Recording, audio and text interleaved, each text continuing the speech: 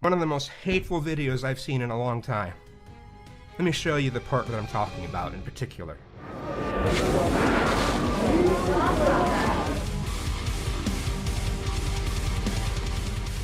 But all right, well let's get into the zoophile stuff, because what the zoophiles, the necrophiles, and the every combination of those three you can think of.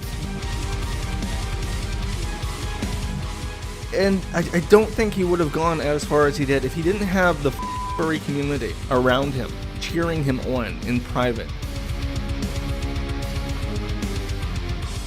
The Kiro controversy. Kiro the Wolf. Kiro the Wolf, the furry YouTuber. I was wrong about Kiro the Wolf. What's your closing statement on this kind of degeneracy? On this absolute up nature of a group of individuals that run around dressed like this, doing this sort of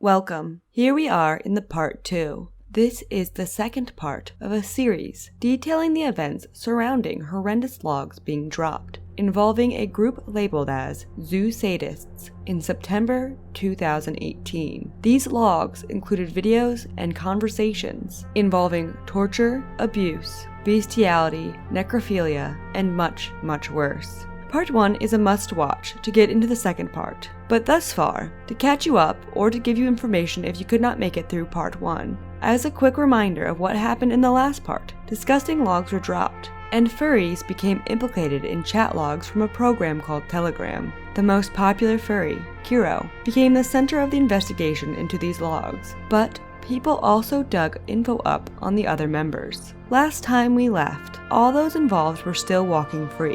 Kiro was flip-flopping on whether or not the logs were real, and Wolf's location had been pinpointed to Cuba. Now, this video is going to cover the rest after the logs were leaked. I mentioned in part 1, there are legal repercussions to some of those involved. We will be getting into that in this part. We begin this part where we left off in the last part, September 30th, 2018. In the last video, I mentioned there was no evidence that Kiro had done anything to his dog, but hints about that being wrong began to surface. Talks of a video existing implicating Kiro began coming out on September 30th, 2018. There was apparently another video making Kiro look worse, but according to those working on leaking the data, this video could not be released, but the authorities had it. Not only did this happen around the 30th, but the conversation between Kiro and Kothrix leaked. Kothrix did not leak this conversation, and was unsure of how it got out, but the Blue Dragon was suspicious it was due to Ashley Zoe Fox, which, like most of Ashley's decisions, was not very smart, especially because leaking the chat made Kiro look worse. That is, if Kothrix was correct in his theory that it was Ashley who leaked it. Kothrix will go into detail of the chat log between him and Kiro later on in the timeline. In the leaked conversation, Kiro talked about what was true from the logs, and also it had Kiro denying the reality of the logs in the first place. He seemed to claim at first that these were forwarded messages taken out of context. After some general back and forth, Kothrix seemed pretty annoyed that Kiro was not responding in a timely manner, and he sent Kiro a long message begging him to come out to Kothrix with the truth. After this, Kiro admitted he had an interest in feral art. Kiro then apologized about not being upfront about all of this because he was having, quote, anxiety attack after anxiety attack, unquote. Throughout the conversation, Kothrix attempted to be reasonable. He also shared a script with Kiro so that Kiro could approve it. Kiro's main issue was he didn't want Kothrix to call him a zoophile. Kothrix had some interesting things to say about zoophilia though, writing, okay, yeah, more serious. Well, unless Zosh has any ideas, this is pretty much what it's going to be. Are you worried about how people will take it? I think you'll be okay. There will be some people who will be disappointed in you for lying, but overall I think people will forgive you, as the main concern seems to be over hurting animals, which you didn't do. Some people will be grossed out by zoophilia, but honestly, like 20% of the fandom is into that. So it's a pretty common thing. Of course, non-furries will be more upset by the zoophilia, but I'm not even sure how much of your fan base are non-furries. You do your videos in suit, so probably not many. Included in the logs was also Kothrix getting annoyed with Kiro's inability to be honest, even with him. And Kothrix was really trying to be an understandable party, and he eventually snapped at Kiro. To which Kiro then replied, "It's just, you're asking the world of me. Yes, I lied about some things, but not everything in there is real. I'm not a zoophile. I had a slight interest on it, but I've never acted on it. I'm willing to tell them exactly what I told you, but I'm not going to intentionally make myself look bad.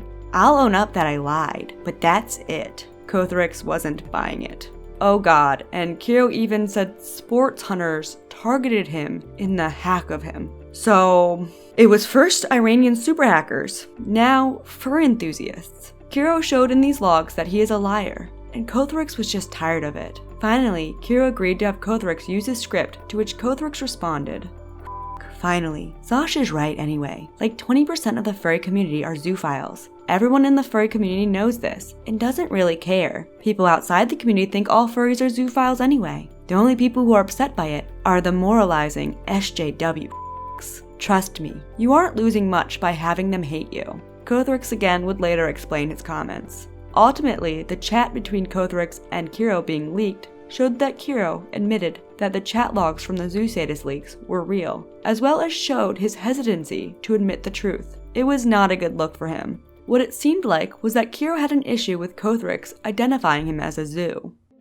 Also around this time, apparently Wolf's location being put out through the desert led to people extorting him for more evidence against those abusing animals. Someone wrote on, I believe this is lolcow.farms, that they were talking to Wolf through a third party and had informed readers that he offered to trade access to a dark web network in exchange that no one bring any of his info to officials or anyone that could recognize him in real life. Dear leader of Kiwi Farms heard of this attempt of extortion and left a reminder. He writes, in regards to Wolf and the idiotic furries f***ing with him on Telegram and bragging about it publicly on other websites, doxing is legal, extortion is not. Cepheus Rivendare got his own dedicated thread on the 29th of September. There we learn his dox and find pictures of Cepheus having sex with his dog. In the OP, we also learn that he has a boyfriend.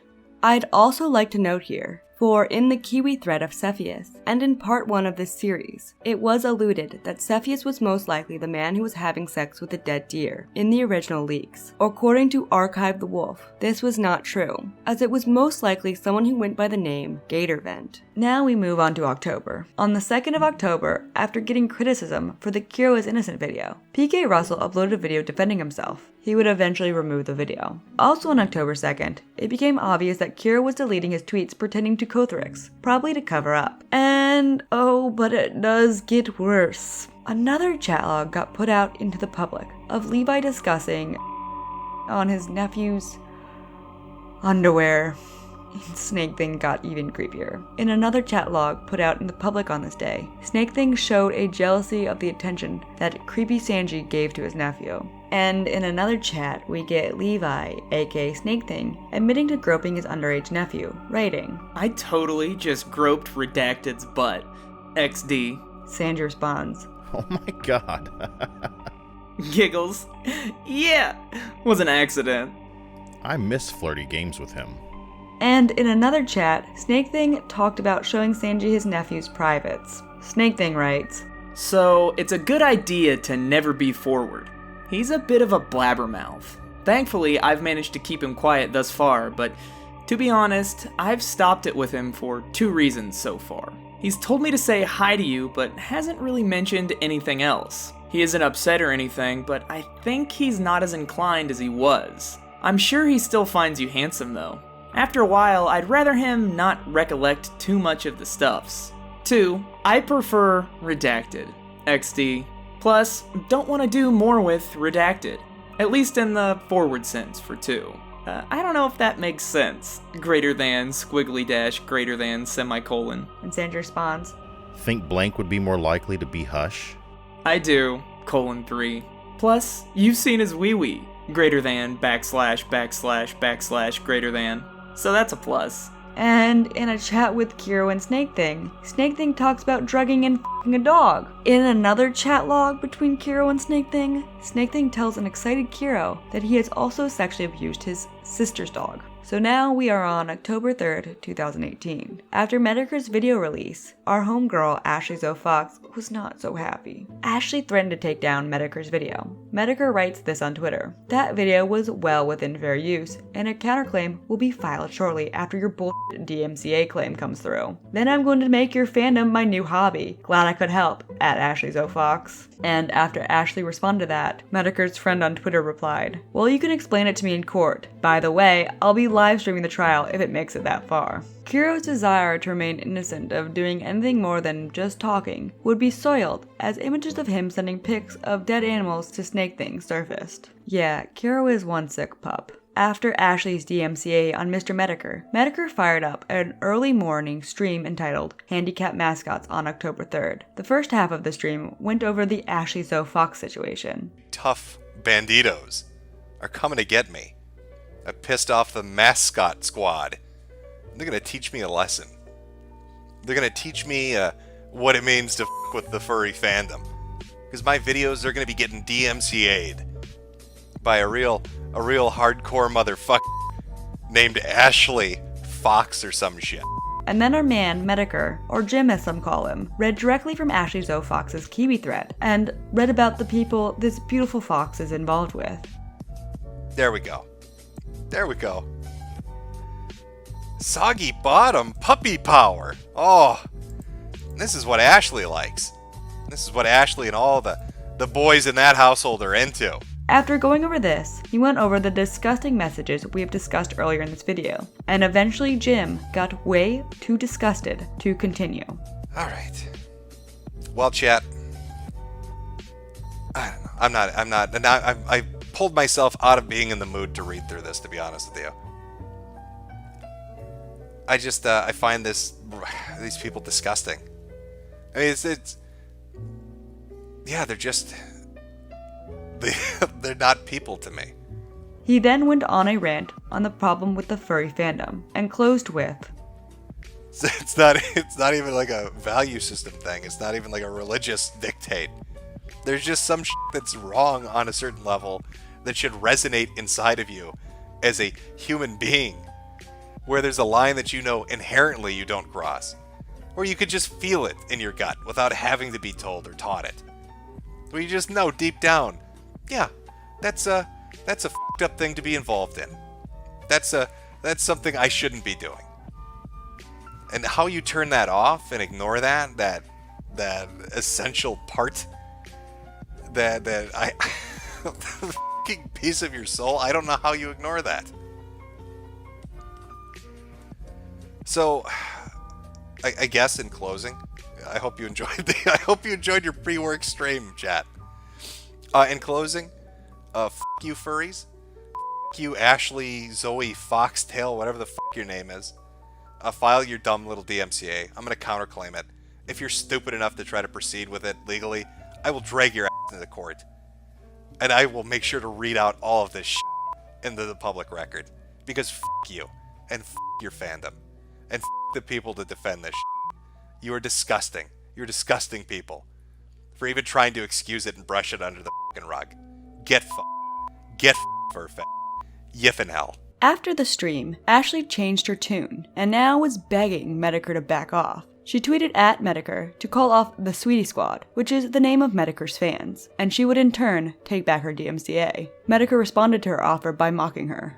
And then, Ashley fired up a live stream to defend herself. It is now deleted, but here's a summary from the Kiwis. They write, "Who is the other dog mongler on voice in this video? Anyone know? Skipped through this looking for stuff." Ashley talks about Nose, saying he took the populated route instead of backing up his friend. Other guy on stream mentions some website he's been on called juts.net. Did he mean lols.net? And says all logs are fake because they aren't being discussed there or something. Ashley talks about why she monetized the interview with Kiro. "It was monetized because I could monetize it."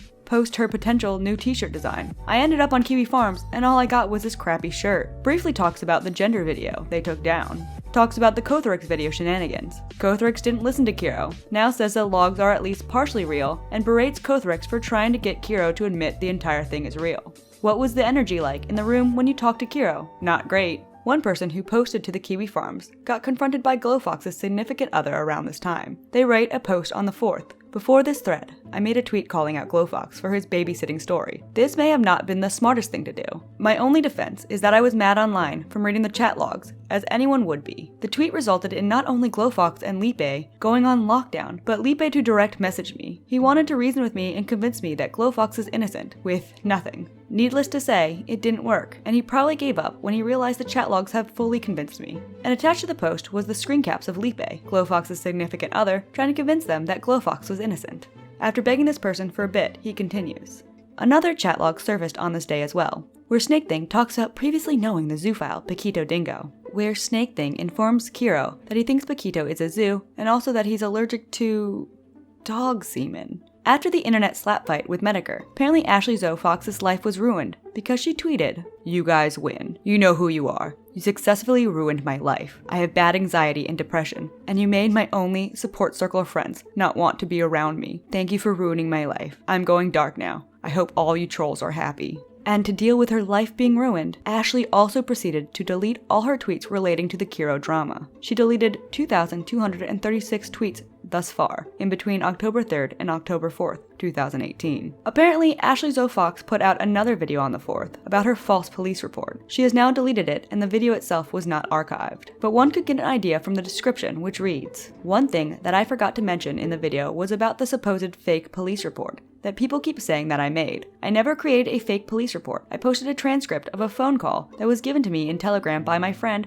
who called the PD. That is all that I did in reference to that. I never created a fake police report. Anyhow, I know there's going to be tons of hate on this video. It is not monetized. I just need to say this, even if it isn't the best idea. Kiro was now a joke, and hated by most furries at this point. And pictures from the small furry convention Kiro was banned from, Wapafa, surfaced of people mocking his earlier statement that he was hacked by Iranians.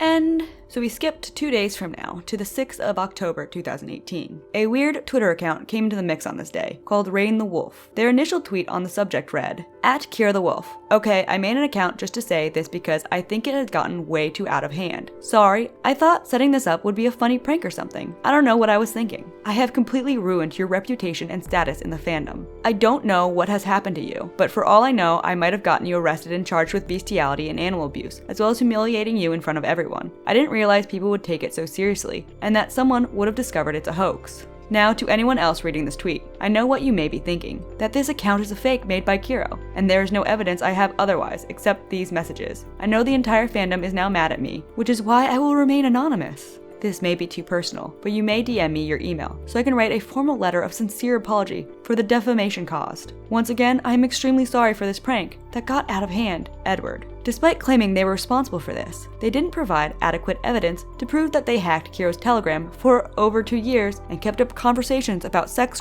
and pedophilia. Dog Patch Press's response was great. Pathetic smokescreen, congrats on being weeks late. Messages on the Telegram server can't be faked. There are vids of Kiro's dog being molested in his garage. His boyfriend is an infamous zoo. The FA and Flickr likes match, and we'll make sure this goes nowhere. Don't waste time. Strange information leaked onto lolcow.farms around October 6th, claiming that Snake Thing was now on the run. I mentioned before that Kiro was deleting his tweets, but on the 7th he confirmed himself by tweeting out, "I just deleted 9 tweets with @getexpire. This tweet will self-destruct. GetExpire.com. Also on the 7th, another controversy involving Snake Thing came to light. That is, that someone had accused Snake Thing of f***ing their ex-girlfriend. This person on Twitter writes, "What f***s me up right now? The fact that Snake Thing and the whole Kiro the Wolf thing might be someone from my hometown named Levi, who raped my ex-girlfriend. Levi went by the name of Nelazar on Skype, and I feel like I'm in a dream of, wow, how am I not surprised it was him?" And if this is true, apparently Snake Thing got away with this horrible action because he used his autism as an excuse. So we move to the 9th of October. Despite Kiro's best efforts to come out on top of this, the memes kept coming. Kiro the Wolf slaps roof of dead deer. This bad boy can fit so much f***ing in it. I finally found it after 15 years. The Scroll of Truth. Telegram can't be hacked for 2 years without your knowledge. Yeah. Some more strange posts were posted to the lolcow thread on this event on the 9th of October reading, "Officer in charge of Snake is asking no more posting about him. I'm not allowed to say what we discussed, but he is asking anyone and everyone to delete and take down anything involving Snake and his family because it's crucial to his investigation and we all don't want Snake to walk. He knows about Kiwi Farms and is seriously upset of what is going on there. Please help him." Someone responds, "Yeah, not gonna happen unless the police contact admin themselves, and if they're serious about it, they will." Next, on the 13th of October, around 2 weeks after the Kothrix Kiro logs got dropped, Kothrix went on video to describe his side of the chat. I will be going over the chats more now, as well as go over Kothrix's point of view. He started this over an hour and 40-minute video by going over Kiro's flip-flopping. You know, originally I was going to make a video kind of calling out Kiro on all his lies and bullshit, especially after how he treated me. In the chats, Kothrix emphasized Kiro needed to be honest. My whole goal here was coming at Kiro saying, hey, you need to admit that you are, have zoophilic tendencies, that you're interested in zoophilia, and some people are going to hate you for being a zoophile, but a lot of the furry community won't. And if you are honest, the faster that you're honest with someone about this kind of thing, especially when it's exposed like this, the more respect people are going to have for you for just being honest and admitting to things. And that was my intention here. Kothrix in his video also admitted that he already knew the logs were real. The fact is, at this point, I already know that the logs are real. He doesn't think that I know that, and you'll see that throughout here, but I already know the logs are real. Kothrix continually talked about the amount of times Kiro lied. So that's at least 3 lies about being hacked, so I don't think he was hacked at all. He says, I'm innocent, nothing is true, I do have a slight interest in feral artwork, and a long time ago I was part of a feral artwork group. It's like, what are you talking about? This isn't at all what we've been talking about. Like, you just said my video is fine, everything's fine, and now you're saying, like, that's opposite. Like, it's so This was such a struggle trying to work with Kiro because he changes his story constantly. And talked about Kiro's issue of being called the zoophile. The only thing he has a problem with is being labeled as a zoophile. He doesn't have a problem, keep this in mind, he doesn't have a problem with me saying that the logs are real, that he told me that the logs are real. He knows he said that. He doesn't have a problem with anything I said in the video, other than he doesn't want to be labeled as a zoophile.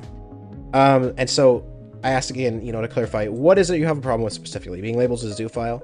Once again, he doesn't have a problem with me saying that the logs are real. He doesn't have a problem with all the about talking about how I can prove that the logs are real. All he has a problem with is being labeled as a zoophile. He doesn't want me to use the word, and specifically, he doesn't want me to use the word zoophile.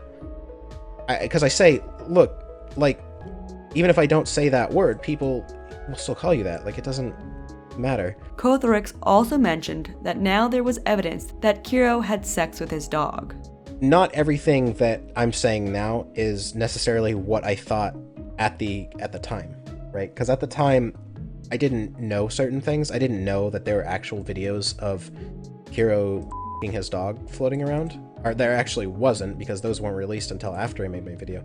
And Kiro wanted Kothrix to lie for him. And he wants me to change it to some of the logs are real. He does have an interest in zoophilia, to say he does have an interest in feral art and some aspects of zoophilia. He wants me to change Kira's interested in animals sexually to Kira's interested in feral artworks of animals. Like, he's so... Feral artwork, apparently. But ultimately, Kiro really didn't want to be called a zoophile. At the end of the video, it was obvious Kothrix did his best to console Kiro, who he believed at the time to be innocent of animal cruelty. People got so upset over this message, and I understand why. It's me basically saying, okay, I'll just read it out. 20% of the furry community are zoophiles. Everyone in the furry community knows this and doesn't really care. People outside the community think all furries are zoophiles anyway. The only people upset by it are the moralizing SJW. Trust me, you aren't losing much by having them hate you. This is kind of an offhand statement. I don't stand by this.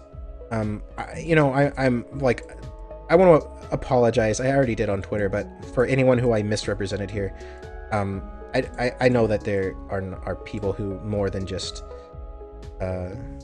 moralizing SJWs who have a problem with zoophilia, obviously.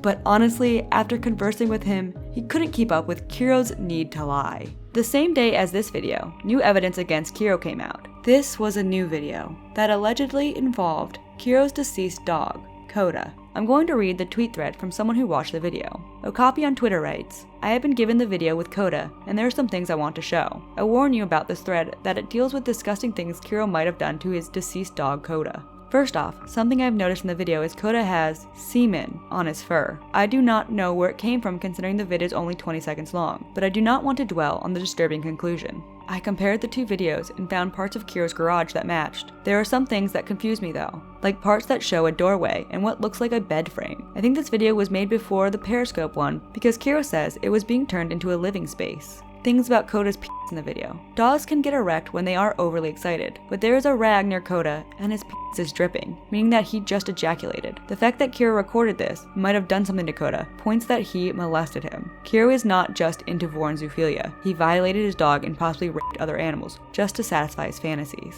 Things were silent for days after this. We also got an update on Kiro's sub count on the 19th of October. He hadn't really lost subs and began to slowly regain the ones he lost since the controversy. One of the resident furries on the Kiwi board explained why this might be. That is, how Kiro could be involved in such atrocities to animals and face very little sub loss. They write, I watched the backlash that he actually got from the beginning. Furry drama already has a very odd side to it. You have the initial wave of hate, followed by the people saying innocent until proven guilty, which in hindsight isn't really a bad thing. They want definitive proof. As soon as definitive proof was presented, in the form of drama with Ashley Zoe Fox and Kotharix, people widely now believe he indeed did f*** his dog, and nearly all furries now hate him. Just because they aren't doxing him every 3 seconds or burning his house down with pitchforks, it doesn't mean they are compliant. There isn't much they can actually do. Also about the YouTube channel, that's just the way YouTube generally works. Every channel has a very small steady growth from just normal viewers. Them subscribing isn't generally an endorsement. Kiro seemed to try to move on from the controversy, and on the 24th of October he tweeted out that he wanted to watch all the Shrek movies. Also on the 21st, Dogpatch posted an update to the events in an article. No new information came from it, so I'll read a few excerpts.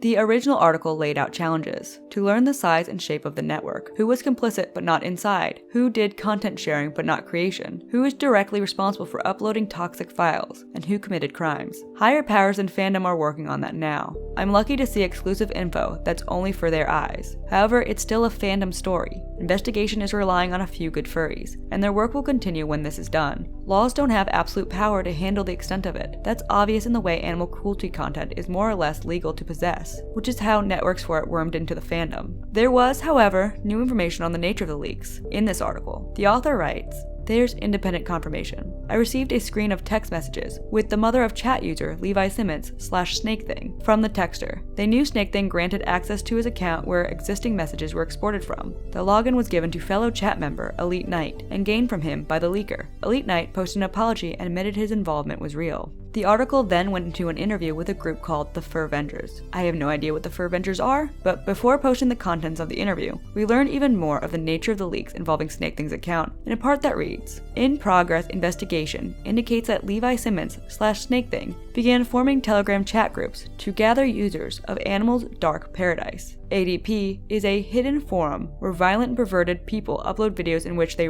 torture and kill animals for their sexual pleasure. I think this was a dark website, needing a Tor connection for access. It further reads, Levi /SnakeThing was a main connection for Telegram groups he made for this, including BBB, Beastie Beast Beasts. It looks like Kiro was a lower level member, but aware, complicit, and concealing it while coming in from other groups. The BBB chat logs may be exclusive evidence. I'm unsure if they're leaked. I asked an investigator to supply and explain screenshots of Kiro's activity. This isn't easy because evidence is still being traced, and the source of leaks appears to have sorted evidence to focus on some users that omits others. This statement from the article I think sums things up. It reads, 8. These additional screens are included to show that Kiro knew that others were inflicting pain and not merely role-playing. It looks like Kiro was a lower level member, but aware, complicit, and concealing these while leaving the group. And then the article showed a conversation that had Kiro admitting that he was upset, and then showed how images that Kiro saw in these Zoosadist chats upset him because it reminded him what he did to his dog. The article concludes by talking about the fandom writing. Fandom is like a sandbox, where you build it to be like you want. Furries build a community that brings amazing benefits to members, and collects millions for charities. They're good people, except when a few aren't. Creativity has no limits here. Of course, it's hard to limit bad things too.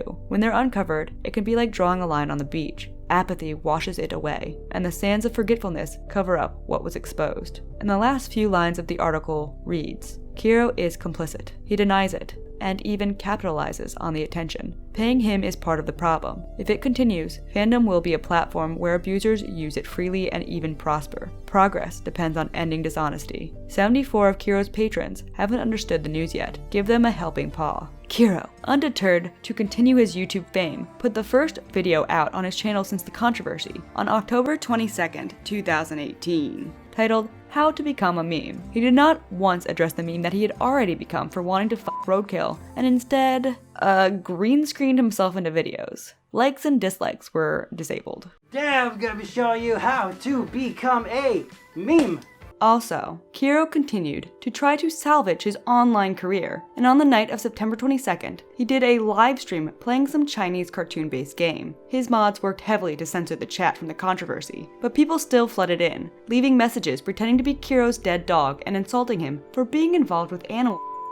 Someone pretending to be Koda wrote, Hi Kiro, I miss you. The mod team appeared to consist of Tech Coyote and Connor Fenner, as well as Ashley Zoe Fox, who in chat said they were deleting and banning people who brought up the recent drama. Sadly, Kiro's return was not without more information coming out about him. Sometime around this stream, someone posted a screenshot of a Facebook conversation between them and Kiro before Kiro hit YouTube fame. The account cannot be entirely verified, as the user who was allegedly Kiro had deleted their Facebook, but in the chat you could see images of Kiro's old persona. The alleged Kiro did not admit to partaking in bestiality, but he did defend it in the conversation, if this was actually him. Kiro continued to ignore his controversy, tweeting about watching the Shrek movies again on the 24th of October. It's time to rejoice, guys. On October 25th, 2018, Snake Thing, aka Levi Simmons, got arrested. He was charged for sexual assault of an animal, animal neglect, and animal abuse. These would prove not to be the only charges that Levi would face as the investigation continued.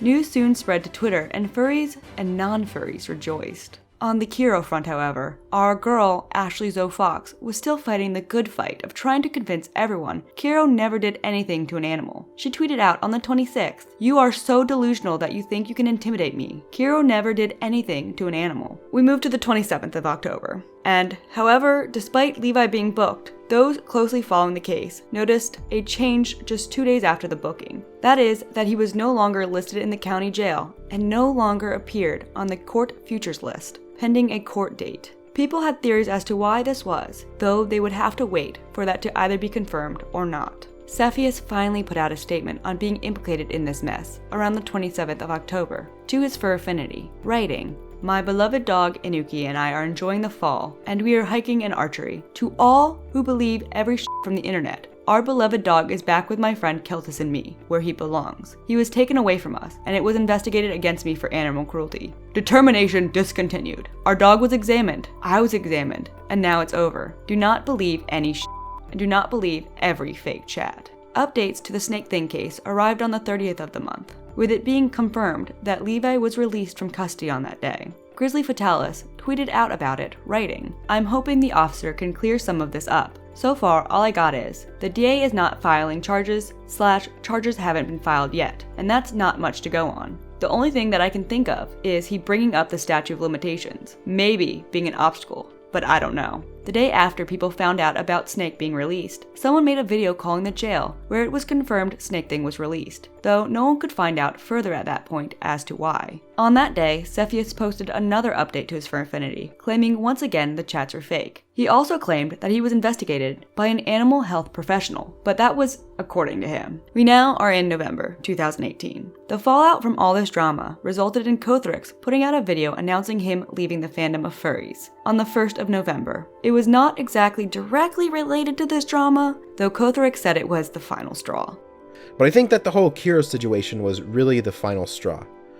In the video, the blue dragon talks of how much horrible the sexual deviancy in the furry fandom is, and how rampant zoophiles are. If you don't think actual practicing pedophiles flock to the furry community, you are a fucking moron. But let's move on to everyone's favorite topic. Now, it's no secret that about 20% of the furry community are self-proclaimed zoophiles. I have no doubt that at least half of those people are actively involved in bestiality, or have been at some point in their lives. In my mind, in concept, there isn't much of a difference between sex with an animal and sex with a child. Both are cases where one party is taking advantage of the difference in mental acuity, level of understanding, and power. Also on the 1st of November, the website VineLink gave us information that Snake Thing was released under general release. The reason why Snake Thing was released was confirmed on the 2nd of October. He was released because the district attorney was still pursuing additional charges, and apparently could not legally hold Snake Thing in jail until the decision had been made on the charges. This was determined from a pastebin that was posted where someone claimed to have had a conversation with someone named Officer Harris. Now, remember how Cepheus Rivendare claimed to be innocent? On the 4th, a video was uncovered. In it, it appeared that Cepheus was jerking off in his fursuit and his dog was in the room. But what was of interest here was in the comments, people asked about where the video with his dog was, to which Cepheus responded, "No one you will find here. Zoo videos are forbidden on this page." On the 6th of November, an email correspondence was shared between someone and an Austrian authority about Cepheus, in which the authority asked for evidence about the allegations against Cepheus. To my knowledge, no follow-up was shared.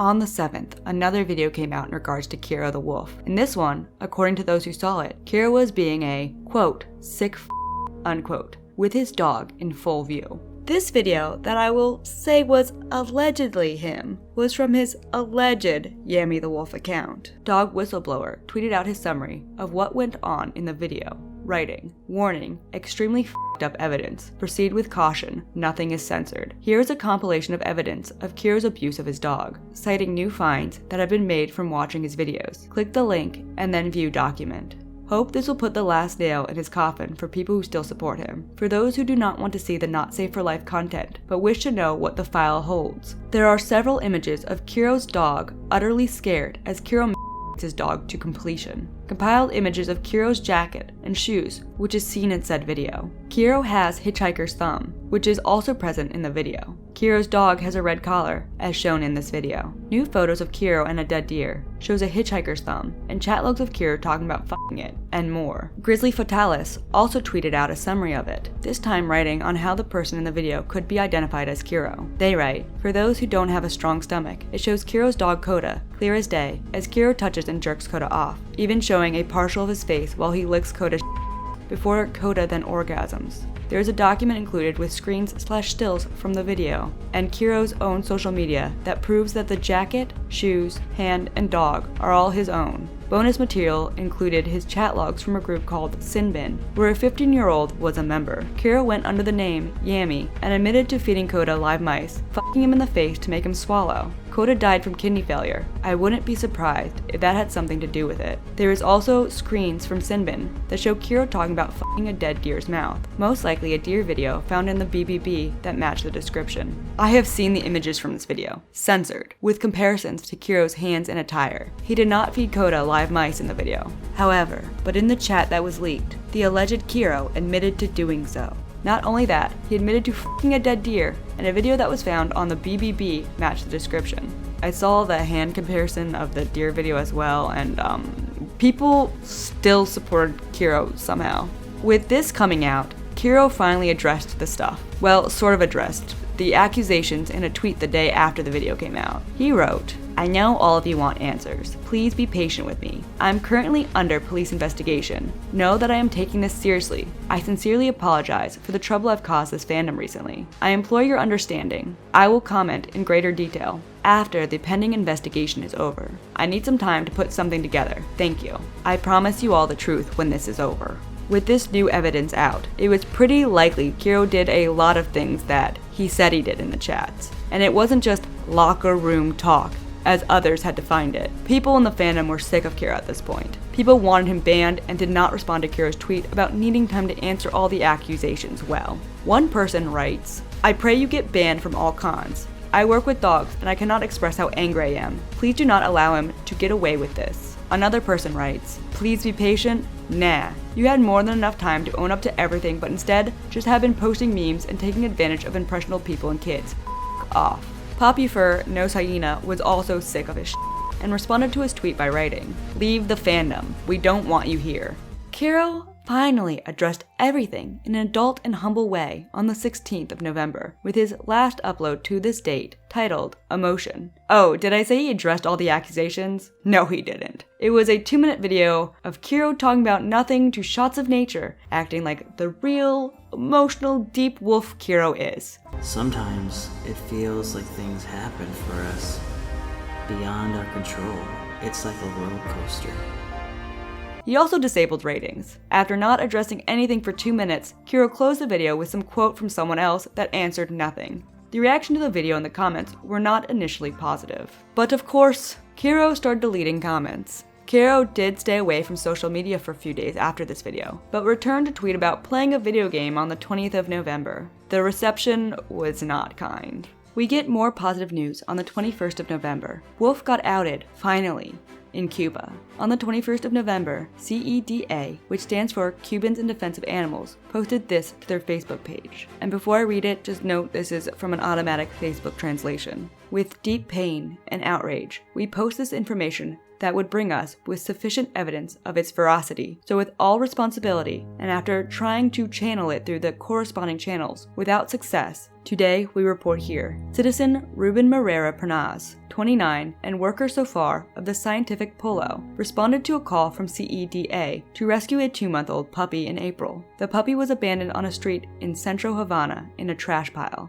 Unfortunately, this individual, after volunteering for adoption, tortured, maimed, and killed days after a way that is hard to believe that a human being can do it. CEDA has graphic evidence that this information is true, and we only publish here today with pain and disgust to inform all CEDA followers, the community of Cuban protectors and sensitive citizens, that this subject is still in the streets of Havana, and that not only has he tortured and killed this puppy in this way, but has done so with other dogs, of which they have also sent us evidence. Not only does he rape them, maims and kills them, but posts the photos and videos that made us get protective friends from abroad. Today here we only post his photo so everyone knows his face, and one of the terrible photos of the unhappy puppy who raped, mutilated, and killed. It is urgent that the entire protective community and sensitive Cuban citizens know that this man exists and is still on the loose, so he is very likely to continue to do the same. In addition to CEDA, it has been linked to PAC activities, so we need to spread this warning to protect the animals we can. Read more information in this post from Cuba Against Abuse. All the evidence in this case was handed to CEDA. Finally, we got updates on the horrific case of Wolf.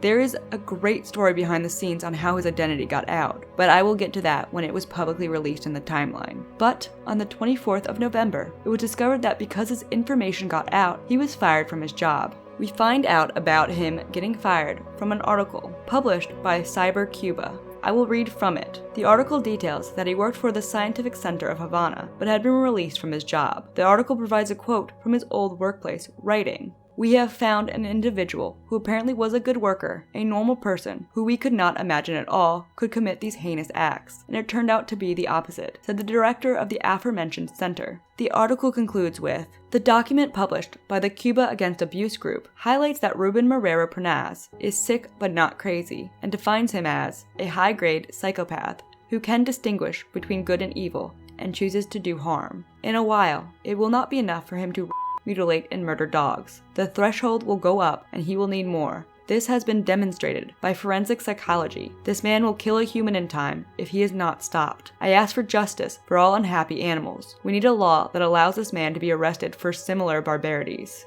This quote concludes the note, which reiterates the need for an animal protection law in Cuba, which both the old constitution and the new constitutional project in progress lacks. CEDA put another statement out on the 24th. In this statement, it is told that Wolf, or as they refer to him as RMP, was detained. They write, "A brief note to clarify that RMP was detained yesterday, and his dogs, one male German Shepherd and one female Rottweiler, were handed over to CEDA for veterinary care, evaluation, and rehoming in a long-term and responsible household. Special thanks go to the Center for Neuroscience of Cuba, who listened to us and backed us from the get-go. Big thanks to the people who participated in moving the animals. We hope that RMP is properly processed and more than serving time for his known illegalities. We hope that his sociopathy and the threat that it poses to society is understood and that authorities proceed accordingly. We also hope that this case serves as an example to understand why we need animal protection laws in Cuba and why this needs to be included in the new constitution of the republic that the Cuban state is, representing the will and ethics of an entire people. Protect animals and do not tolerate or abuse.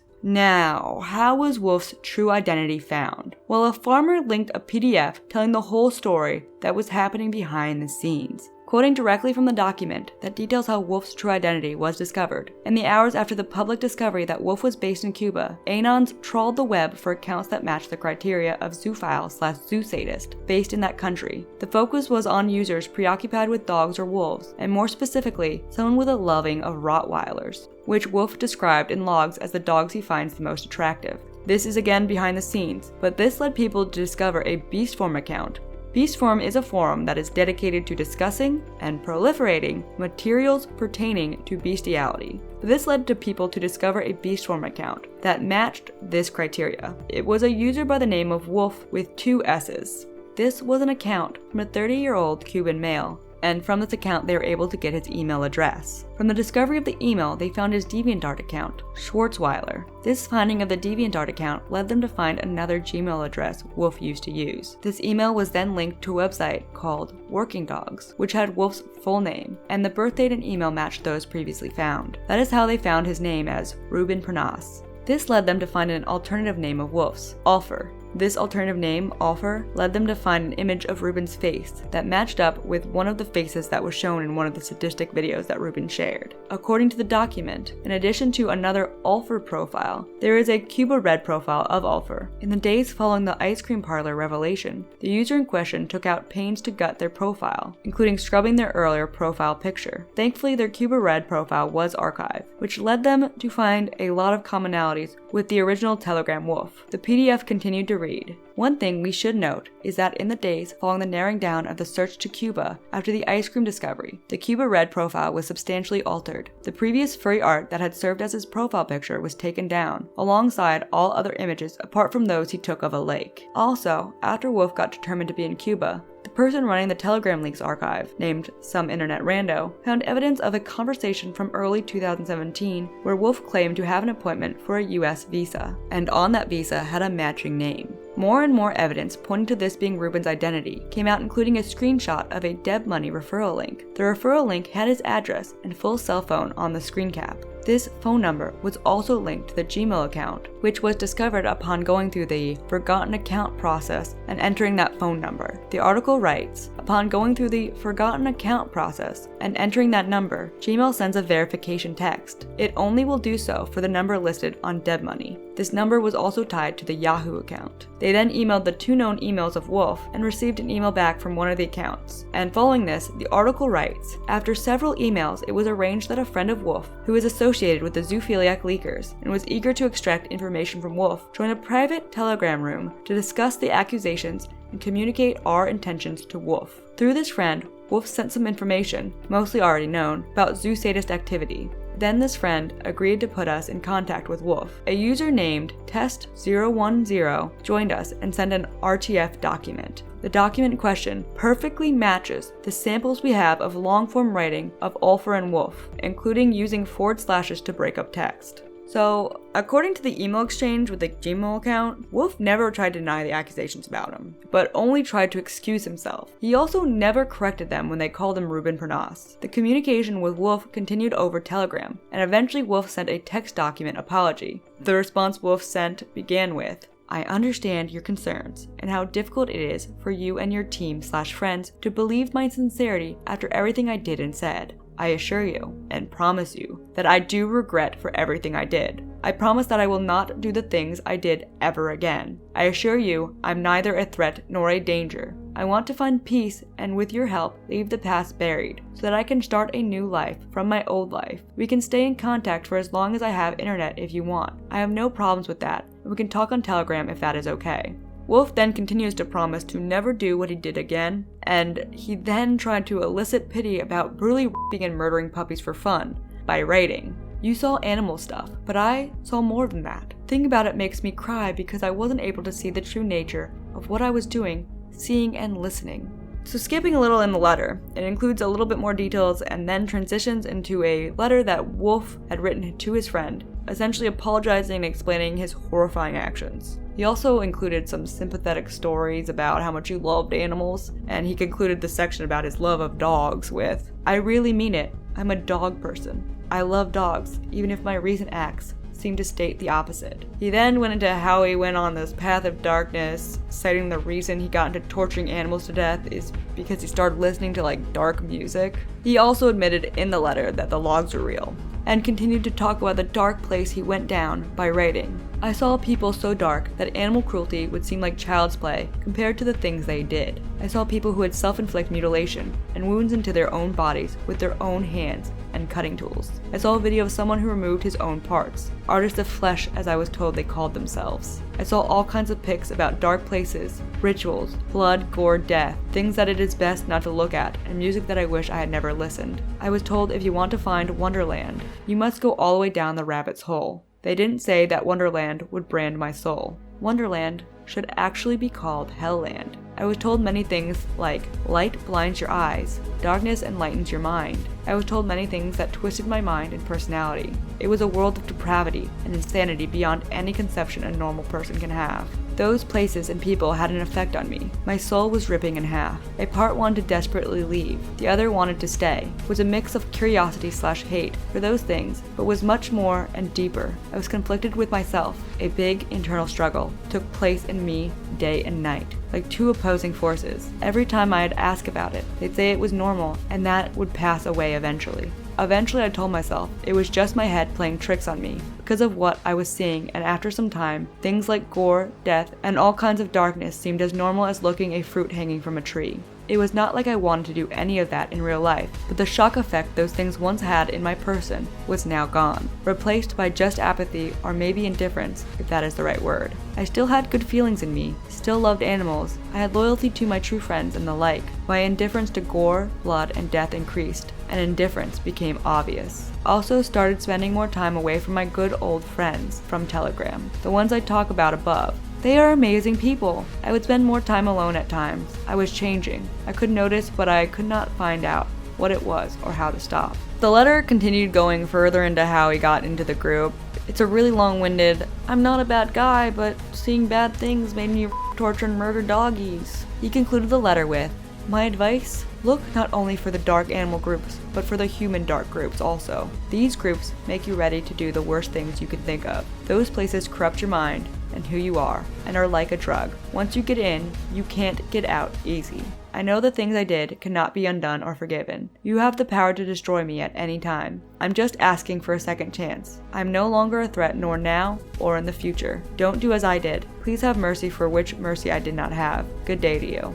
So yeah, it was those darn groups' faults, not him. The document detailing the finding of Wolf concluded with writing, "When confronted, Wolf made excuses. He did not admit himself agency. We believe this was merely a cynical attempt to deflect culpability. Why did Wolf continue to gleefully converse with Snake Thing and other Zoosadists, right up until his activities were leaked? Why did he never express any doubts of what he was doing? Why did he suddenly change from publicly embracing the transgressive to condemning it? There are few animal cruelty laws in Cuba. However, it is believed that Pernas works for an organization which could easily be brought into disrepute by his activities and would rapidly eject and discipline him for his work. It is also true that even in Cuba, where strays can be treated horrendously, that its many Catholics still would feel disgust, revolt, and hate for a man such as Ruben Pernas, possibly to the point of action. And ironically, the fact that Cuba lacks much in the way of rule of law or consistent application of legislation may ultimately be the force that brings him to justice. We encourage readers to do one thing they can to ensure Wolf faces consequences for his actions, and that any other Zoosadist would be deterred from following his path.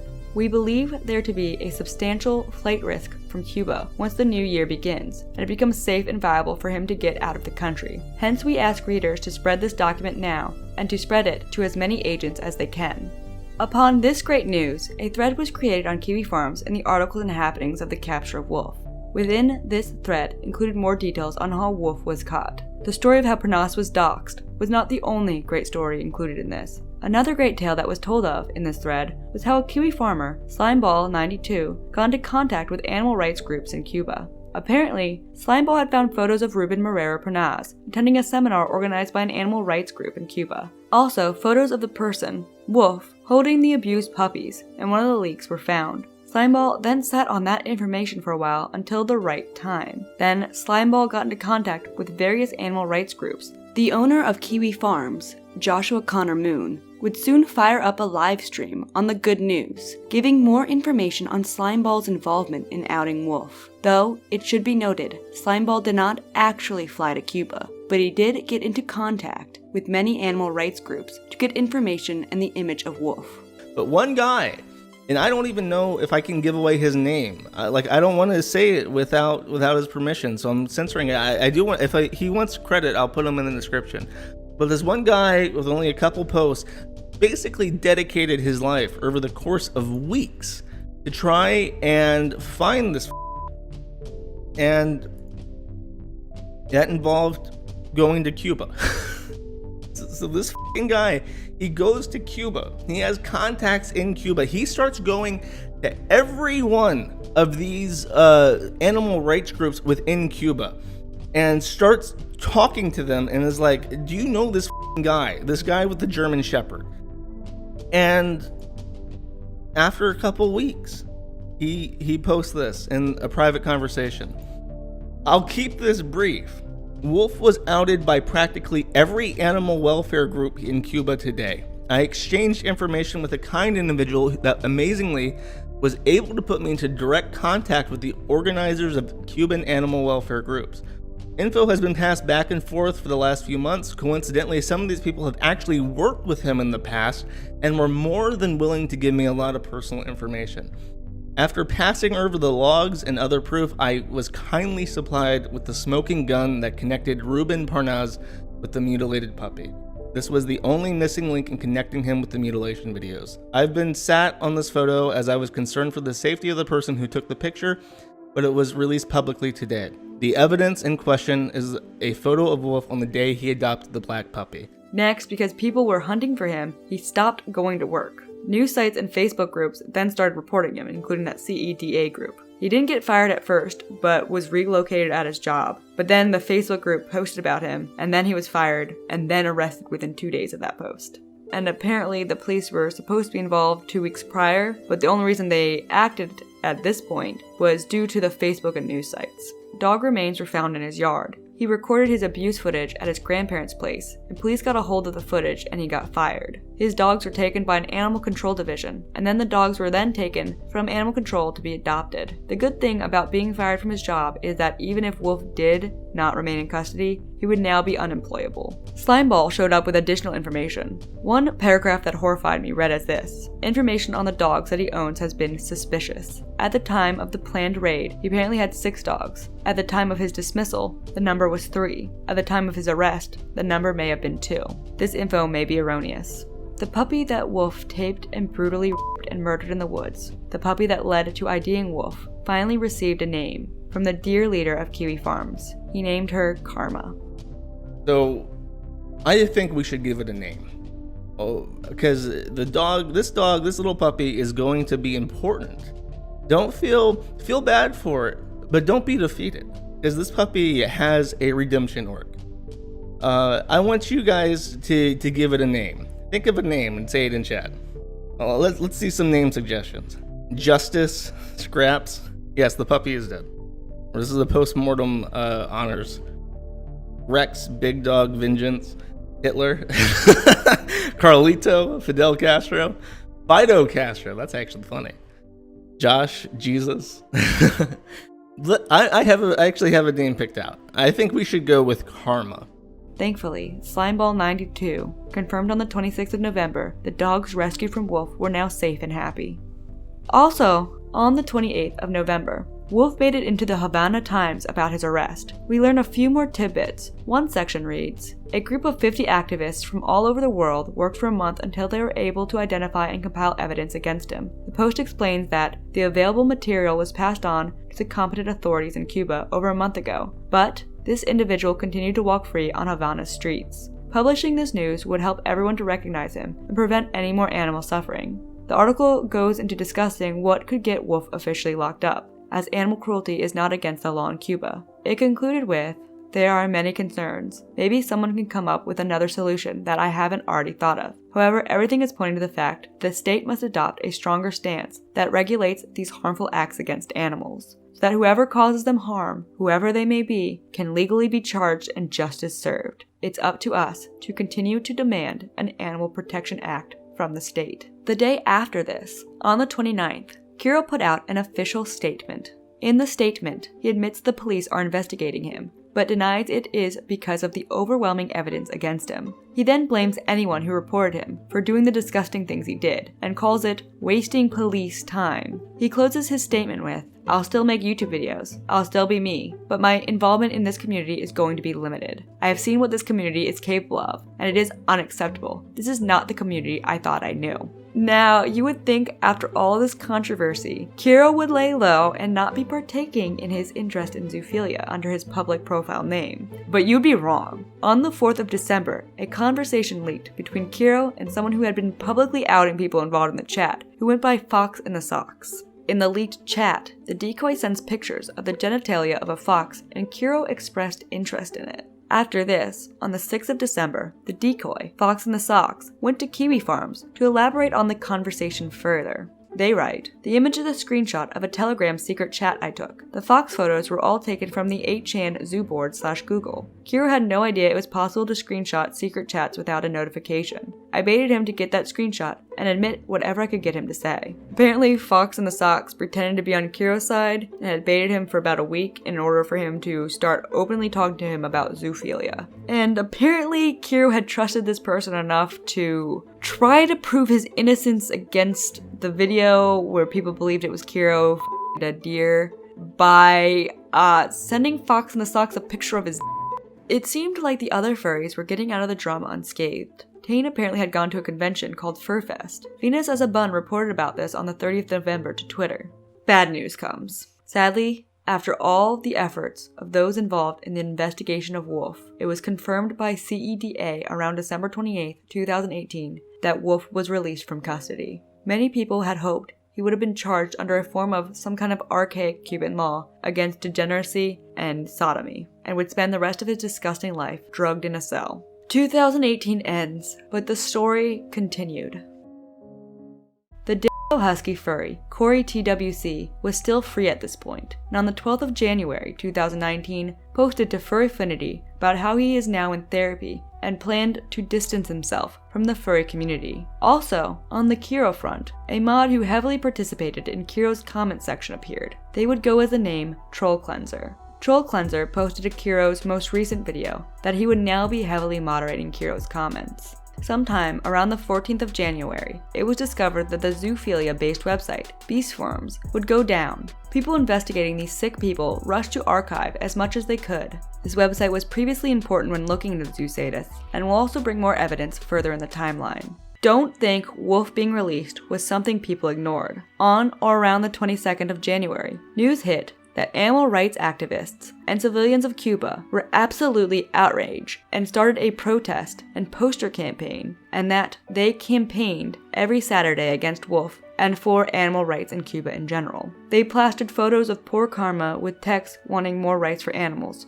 Also, they began protesting near Wolf's house. An article dated the 19th of January came out to detail the protest against animal cruelty spurred by the discovery of Wolf. It read, "Over 20 people came to help catch stray animals, put up posters, vaccinate or give out treatment baths to those animals in need, as well as to talk to neighbors about animal abuse and raise awareness among the population." The article detailed further on what the protest hoped to accomplish, detailing that they protested close to Ruben Marrero Pernaz's house, aka Wolf.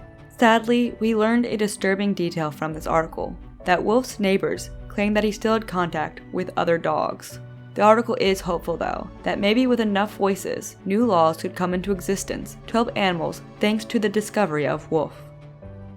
Things were slow since the beginning of the leaks, but on the 27th of January 2019, a comment from Kiro's mod, Troll Cleanser, was dug up where they revealed that Kiro was still under investigation. On the 30th of January, Kiro put out his totally final this time statement. In this final statement, Kiro continued the narrative that it was the furry fandom's fault that he was feeling bad. He used this to say he was officially leaving the furry fandom and claimed he was totes innocent. After this announcement, Kiro's esteemed mod, Troll Cleanser, changed their name to the Voice of Reason. Ooh. OG Kiro defender PK Russell eventually removed his original Kiro is Innocent video from YouTube, and on the 2nd of February 2019 put out a video explaining his involvement.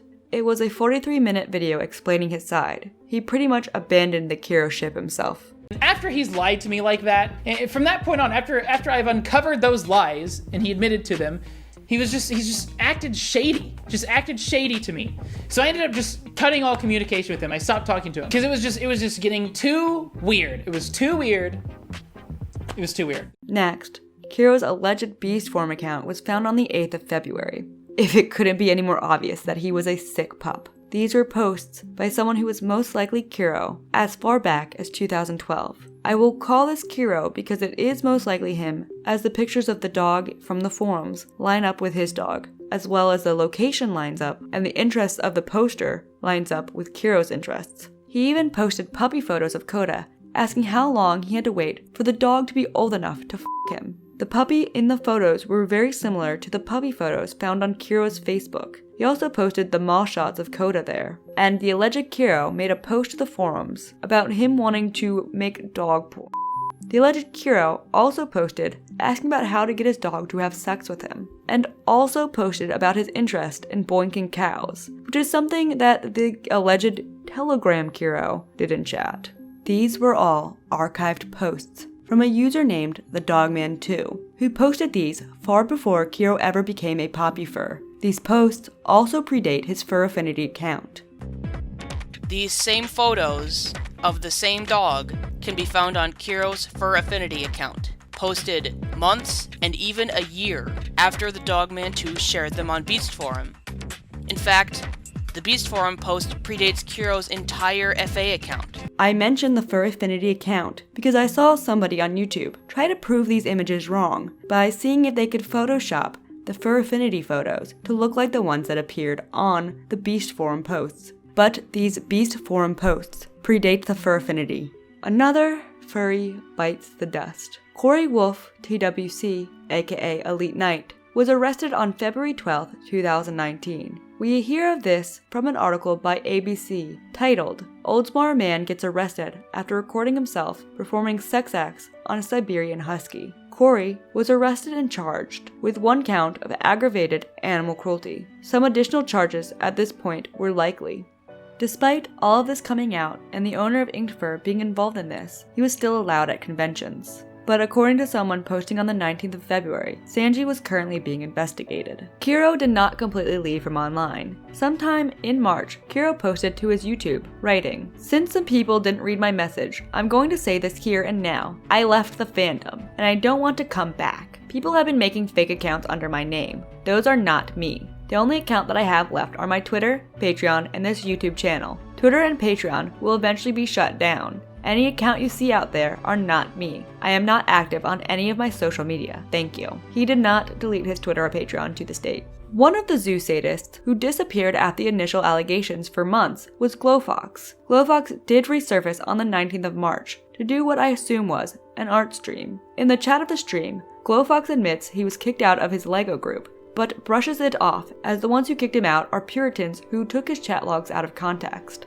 On the 29th of March, a small YouTuber did a live stream in defense of Kiro. What is important to note is that Kiro appeared in the chat of the stream, lamenting that no other furry YouTuber was there for him to comfort him after how upset he was. Some more good news came out. It was outed by someone involved in Snake Thing's arrest that Kiro was under investigation, not by just Pennsylvania authorities, but also by New York State, which means the feds might also be on him. We got news on Cupid Deer, the man who assaulted his dog. He got a plea deal sometime around April 5th, 2019. It looks like it was for a misdemeanor. Despite all this, furries still seemed fine with Cupid coming back to the community. On the 3rd of June, Archive the Wolf, a YouTube channel devoted to spreading information about these sick individuals, released a video about the information found out about Wolf. What I learned new from this was that Wolf was the admin of Animals Dark Paradise. We learned more as well, that Wolf's friends were trying to get his dogs back, and that Wolf was still trying to get hold of new dogs. But it also added some positive news. But there is still hope. In January, Slimeball announced Wolf was pending trial despite being released. They haven't provided any updates since, so we can only hope no news is good news. Members of SETA and other animal protection organizations in Cuba have been working hard to spread word of Wolf's crimes. Flyers and posters with his face and the puppy he killed have been shared in public places, namely a park near his residence, and groups with internet access have been spreading awareness of him on social media. And on April 7th, hundreds of Cubans marched for animal rights in the first independently organized, non-government associated protest approved by the Cuban government in the country's history. Convincing the Cuban government to enact laws that protect animals from abuse still proves to be an uphill battle, but there are signs the government may finally be listening. Next, Archive the Wolf received a strike for re-uploading the video Kiro had made about the death of his ex-boyfriend on the 4th of June. Meaning that Kiro really wanted to bury the lie he had made about the fake boyfriend he made up to talk about his Zoosadist boyfriend. While this was going on, someone bought Kiro's used fursuit, which I assumed he sold after announcing he was leaving the fandom. On the 4th of June, YouTuber Archive the Wolf decided to make a video in fair use on Kiro's ex-boyfriend Sheppy Paws, as Kiro had struck down the other one. In this video, Archive the Wolf details how Sheppy Paws was actually Kiro's boyfriend. They mentioned that Kiro had recently deleted his boyfriend video because he was hiding the real identity of his boo. The video aligned the chats directly with what Kiro had said in his video about his fake boyfriend to the chats about Sheppy Paws. It was also revealed that Kiro had deleted all his tweets about the fake boyfriend, Colwyn Collie, the same day as the release of the Kiro boyfriend video. Kiro decided to ignore the fact that he left the fandom and was banned from cons and went to Anthrocon incognito. We know about this because someone matching what looked like him with a hat that he had owned had a picture leaked about him bragging about it. The hat matches a picture that Kiro was in from a year ago. And while Kiro was sneaking into Anthrocon incognito, he was also trying to get into Anthrocon chats and was quickly booted from them.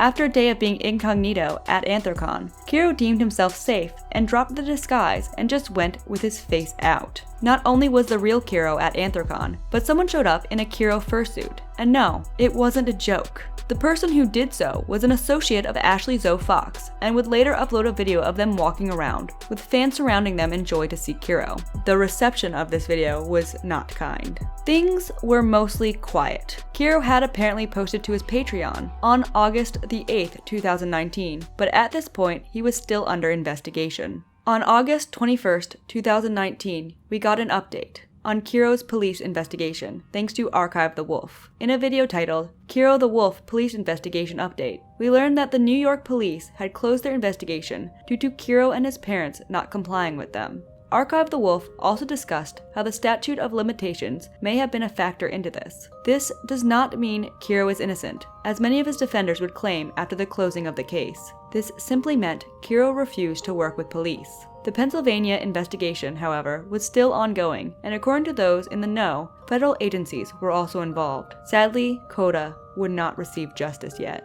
While the investigation was going on, Kiro's biggest fan, Ashley, decided to try to DMCA the Kiwi thread on her. The thread is still up to this date. We got another update from Archive the Wolf on the 6th of September about the police investigation into Kiro, with a video entitled, Why the New York Investigation into Kiro the Wolf Failed. From this video, we learn of what evidence was sent to the New York investigators, which was not any of the leaked videos from the Zoosadist videos, and was instead a video that was leaked onto 8chan. Archive the Wolf goes into a document that detailed this video, that was forwarded to the police, and described how the video implicated Kiro the Wolf. Archive the Wolf then breaks down the video that was sent to the authorities. Contrary to what some people are saying, the video sent to New York was not any of the videos from the original Zoosadism evidence leak. Kiro had nothing to do with the production of any of those videos, and doesn't even appear to be the one to have sent or received any of them. The primary evidence submitted to the New York police was a suspicious video uncovered on 8chan in late October of 2018. The video depicted a large black and brown dog with long hair being molested by a mostly unseen camera person in a dark room. This video and a document breaking down how it implicated Kiro was delivered to Pennsylvania police, who then forwarded it to New York police as it looked to be evidence of a crime happening in that state. Archive the Wolf then talks about the time period this video might have been taken, 2014, due to the person filming the video's lower half of their face showing in the video, where you can tell that they were clean shaven. According to Archive the Wolf, Kiro had not publicly appeared clean shaven since 2014, meaning the video was likely taken then and fell outside the statute of limitations. Archive the Wolf then goes into how they actually ended up finding the exact date of when the video was taken, by looking up the file name, comparing the Beast Forum postings, and finding the exact date Kiro allegedly sexually molested his dog, November 29th, 2014. Instead, I ended up finding the exact second he hit the record button. Giving a blowjob to my dog. Posted on November 29th, 2014 by the Dogman 2. Well, been here for a while and still haven't posted anything. But tonight, that's gonna change. I've decided, hey, I should start giving back to this community, since I watch other people's videos all the time and never share any of my own. Well, here comes a short video I made tonight with my dog. He's an Australian German Shepherd mix, and he loves it when I give him blowjobs. Here's some pictures and videos from a few moments ago. Hope you enjoy them. Here's the video. Sorry it took so long. Attached file, movie _ number 27 _ 20141129 _ 002340.wmv. The exact same file name from the 8chan upload. This explains what the jumble of numbers in the file name are. They're the date and time the recording started. November 29th, 2014, 23 minutes and 40 seconds past midnight. A date 2 years too old for the New York police to do anything to charge Kiro with either bestiality or distribution of this video. Sometime around the end of September 2019, Dogpatch Press posted a new article involving the Zoosadist leaks, as a year in retrospect of the leaks titled, Evidence of a Furry Crime Ring Emerges, Legal Docs, and News Tie Cupid, More to Zoosadism. In this article, Patch goes over Snake Thing and Tane planning to drug and rape a woman who goes by Nacho online. I've read over these logs previously, but did not know who these two were talking of. Just note that in this article, Dogpatch refers to Tane as Tim. The article writes, since they met, Tim has enjoyed a video where Snake Thing drugged and raped a 10 to 12 week old puppy. The puppy came from Craigslist and may have been killed and dumped by the cameraman to hide it. Snake Thing claims it's okay, but doesn't know. The video is made to share with the ring. Members gain trust and favors by hooking each other up with people, animals, or content for trade, where the worst is rarest, as if victims are Pokemon cards for kids to collect. They have term for child targets, RLC, or real life cub. The article continues in a section called A Threat to Events, Now. The plan to Nacho Doggo was still secret when I saw the crimes she reported in Seattle News. In 2017, I contacted her to learn about the arrests of Noodles and Cupid, Kevin Richards and Matthew Grabowski, in Renton, Washington. But when the ringleader, Snake Thing, was arrested in October 2018 for the puppy, he escaped charges due to statutory limits. Time wouldn't run out so fast for a human victim. There are clues that much more was hidden from the police. Tim, Cupid, and other ring members are still active at furry events. Event organizers know it. Their plan is leading the story to highlight an active threat. Nacho Dog told me, these men are dangerous. She says the screenshots I showed her are real plans by people who would do anything to get what they want, with associates already using drugging and deception for sex crime. I spoke to people involved and learned undisclosed details. Nacho Doggo faced extortion and backlash, and her ID was redacted in the crime charges due to threats. There may be more interference like this, but as a source, the police found reports worthy for cases that cleared with convictions in April 2019. Those linked legal docs are the tip of the iceberg. Others won't tell, animals can't, but a lot can be said about people known to be involved. Some claim innocence, or say it's fantasy talk. Snake Thing's arrest, and this report, shows that people are getting away with crime even when caught red-handed. There is also a nice update involved in this article reading, Update. On October 23, 2019, a bill passed to make animal torture and sexual exploitation a federal felony for the first time. The PACT Act allows authorities to go after the wrongdoers because they will have federal jurisdiction and will not be bound by state laws. In the article, we learn a little more about the nature of the leaks, which writes, the going story says a domination/blackmail fetish game was used to trick a password out of Snake Thing's play partner, and then truly expose animal torture. The partner seems to be Elite Knight, who posted a story to match. He was a definite candidate for blackmail about illegal activities, and for being a fall guy. I think they have others being visible faces for their groups to dump if they're at risk too. Leaking online instead of reporting to police made a mess of the investigation. I think the leakers did it because they feared being arrested, exposing friends, and losing their groups. It was extremely dubious to see them pose as having good intentions for cutting risks to themselves. Snake Thing became a security threat to them when his video trading caused Cupid's arrest. There's many reasons to find this unacceptable, and a form of obstruction. It's also likely that the story wouldn't be known otherwise. The article also talks about people involved who have already been in legal issues involving sexual degeneracy. These are Sanji, a convicted sex offender; Spark Dalmatian, a repeat sex offender. In the chats, he's on a list of names, including Tim, said to be into/experienced with real-life cup. Ice Paws was a former Anthrocon staffer whose porn was shared by Snake Thing, arrested for animal abuse in the bust of a furry pedophile ring in Pennsylvania. Cupid and Noodles were convicted for their charges, with court records corroborating what's in the logs. The article then goes over the leakers and how difficult sources were to work with. The sources were Shadow Wolf, Akela, logs hosted on tour by Doug Spink, and the logs being hosted on Kiwi Farms. The article concluded with a section titled, Monsters with Friendly Faces. Old horror stories have monsters who lurk in the wilderness beyond civilization. Modern monsters hide behind masks of technology, but walk among you like friends. They aren't just strangers on the internet. Some of them help you run your community while complicit with this story. That's everyone's problem. Also, from this article we find out that Tane got kicked out of the DEF CON first, so that's good.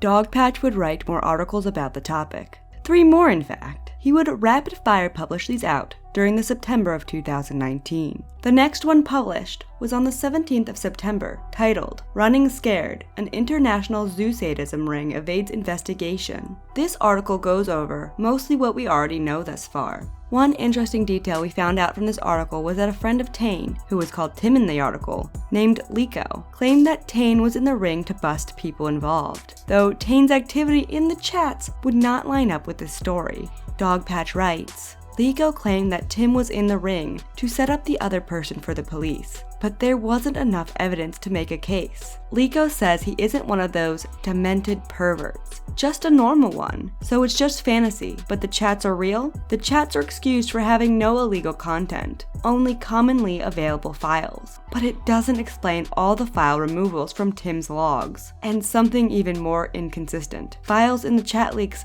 did cause arrests. There was no help from Tim, according to the leakers, and he failed to report evidence. In 2017, when Tim received Snake Thing's 2016 puppy video, it wouldn't have been too late to get him charged. Holding it let the statutory limits decay, until he got away with it in 2018. Liko sent claims before Snake Thing's arrest made them inconsistent. Dogpatch further writes in another section about Tane's lack of innocence. But Tim received original videos of animal abuse from Snake Thing. He claimed to do animal sex tourism and helped hook up with other ring members. Explained how to drug, roofie, drinks at cons, targeted Nacho Doggo for and was told of a plan to molest a child, didn't seek an ID to help targets in danger, and used secret chat to hide evidence at his request. This was a setup? And Dogpatch explained that claiming Tane was getting evidence for a police report ultimately fell short. The next article was posted 2 days later on the 18th, titled, Investigation Blocked. Safety Concerns Made a Wall of Silence at Furry Conventions. This article focused on how Dogpatch was silenced by those in power at furry conventions when he attempted to warn them of the people in the ring, especially that of Tane, who he again referred to as Tim. The convention that was particularly difficult and resistant was a small convention called PawCon. The reason Tane was considered a danger by Dogpatch was because he had mentioned using methods of drugging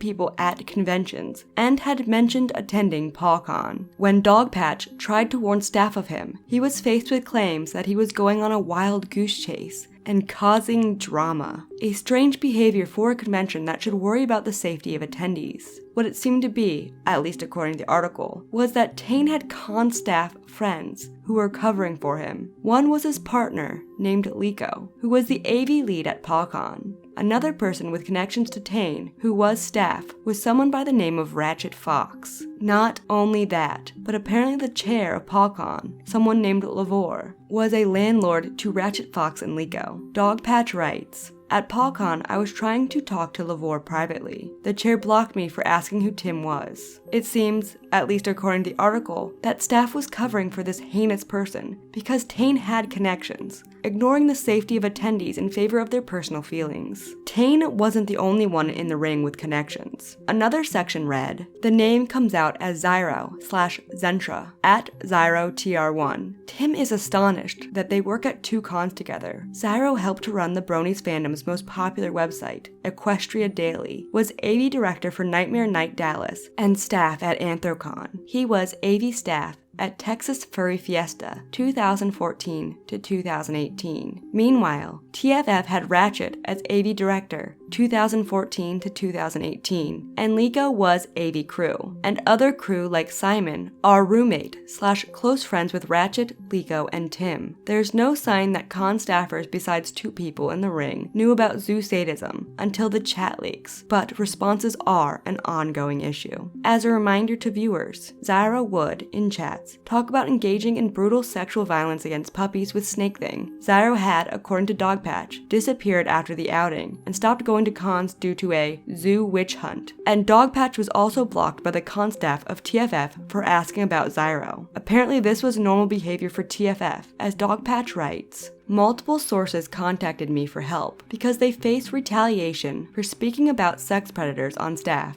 at TFF. Not all cons treated those who worried about the situation badly. The convention, further confusion, listened, and made changes to their code of conduct. Further Confusion's response read, AAE and FurCon do not permit membership or attendance by any individual who is a convicted sex offender or appears on any federal or state sex offender registry. In addition, AAE and FurCon reserve the right, at the board's discretion, to deny membership or attendance to anyone with a documented history of sexual violence, including inappropriate conduct towards minors. Also, Texas Furry Fiesta added a similar rule in June 2019. The article also gives details about the app Telegram, which reads, Telegram's secret chat encrypts and destroys messages. Telegram support told me that Telegram doesn't disclose user activity. Ring members chatted about it needing multiple court orders around the world. All they might get is a phone number. Other people seeking help couldn't get responses for reports about predators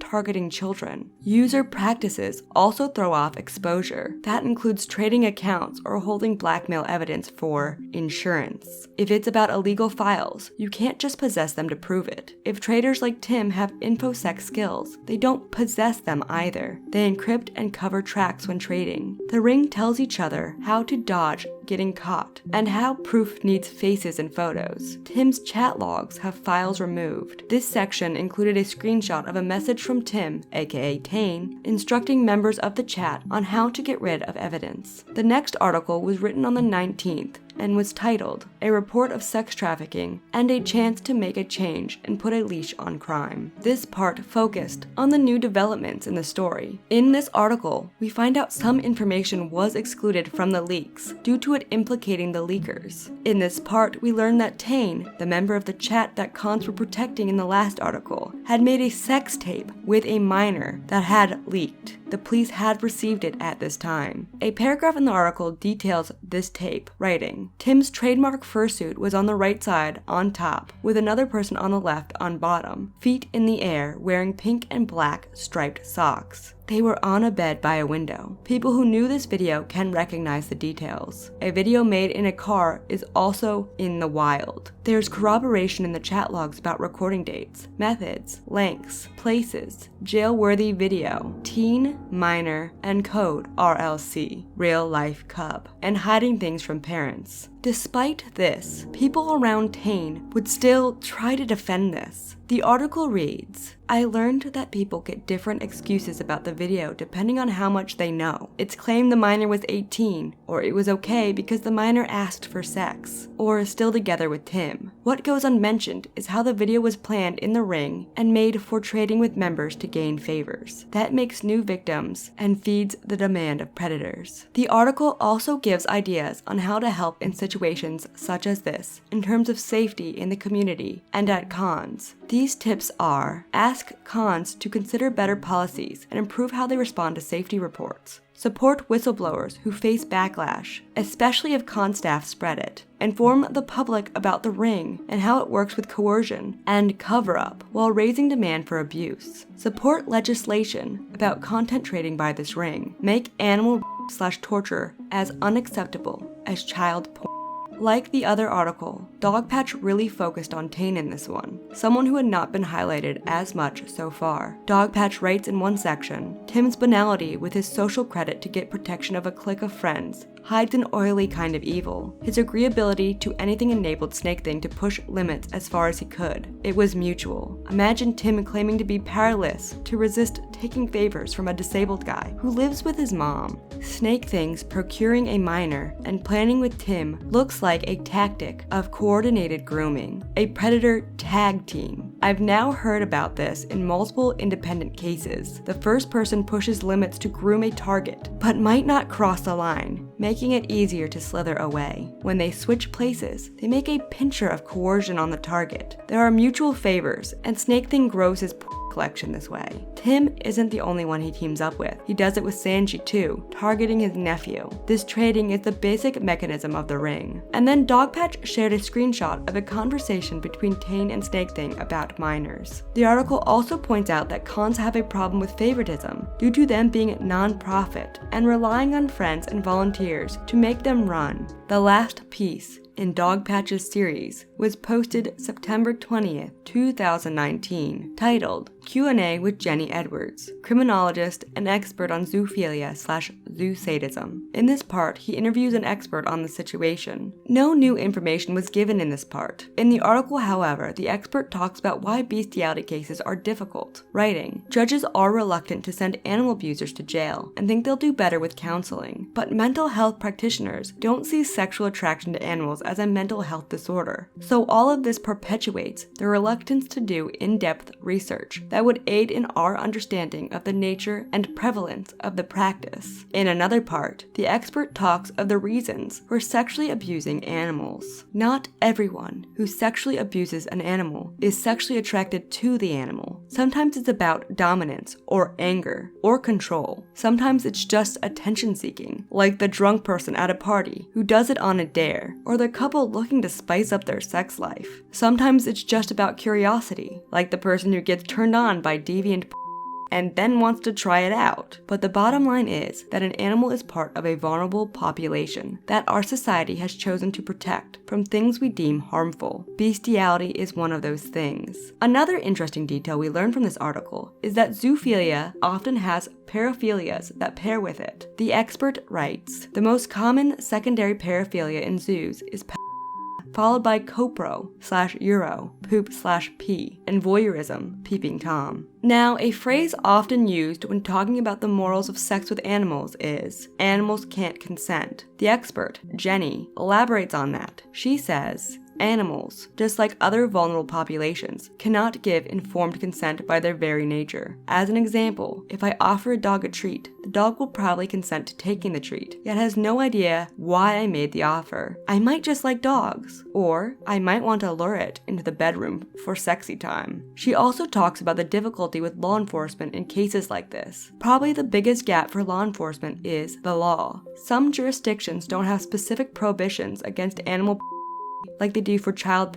So when a bestiality video is your only physical evidence, a case can be difficult to prosecute unless there's some other illegal thing happening, like child or solicitation of someone for sex or drugs, all of which, by the way, occur regularly in bestiality-related arrests. Unfortunately, it's very common for bestiality to not be charged or for that charge to be dropped in plea bargaining in favor of other, more easily prosecuted charges, which once again makes it look like bestiality happens less often than it actually does. And then she proceeded to give advice on how to help, writing, first of all, be safe, but don't even think about approaching law enforcement unless you have some physical evidence or a hell of a lot of probable cause that you know of firsthand. Therein lies the challenge with internet chats. You're not physically in the room having a direct conversation with a person, so technically it's all hearsay. Video evidence is very strong, but only usable if the animal or people are identifiable, and in some jurisdictions happens, there are statutes of limitation. How do you prove when it happened unless you were there? And if you were there, are you implicated? However, it's not all grave. At the end of the article, the expert informs readers that law enforcement and technology are being updated, so in the future, animal rights will probably be more protected.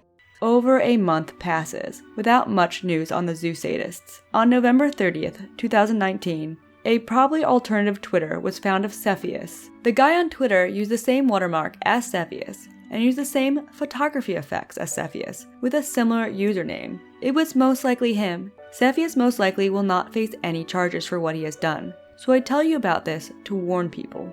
The Zoosadist Telegram had an update on December 3rd, 2019, reading, "There will be no further updates. I quit. Less than 3, Shadow Wolf." Then, on the 6th of December, we get updates on Zyro. He has new Twitter handles, and his information got doxed. If you don't know about Zyro, Zyro is mentioned as a member of their main group chat. How much was never discovered from the limited info that was leaked. We get another Kira update in the month of November, with a post from Voice of Reason. Apparently, Kira was planning to do an explanation video in December of 2019. He did not post this video.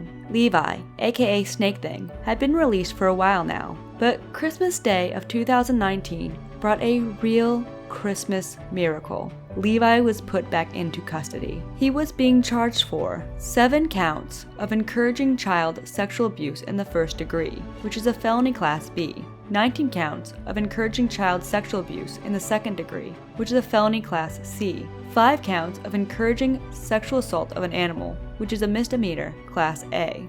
He had a plea hearing the day after Christmas. I'm gonna be honest here, I'm not sure what all this stuff means, but I do know, and I will get to it. He gets sent to the slammer.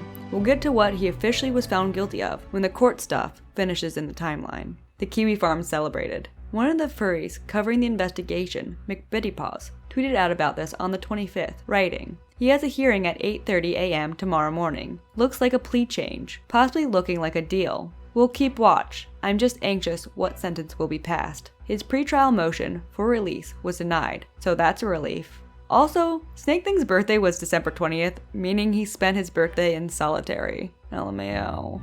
More news came. That was that the prosecution was requesting harsher sentencing, most likely because of Simmons' high risk of recidivism and lack of remorse.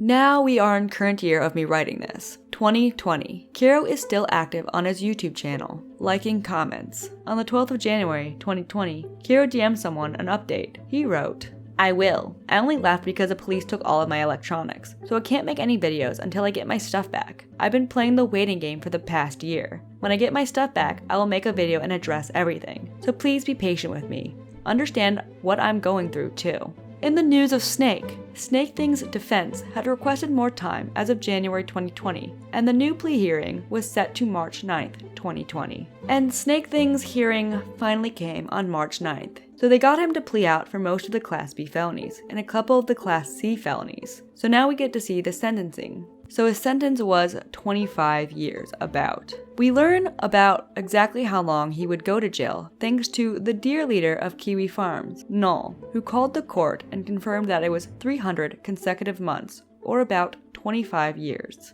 I believe this calls for a celebration. Snake Thing is going away for a long, long time.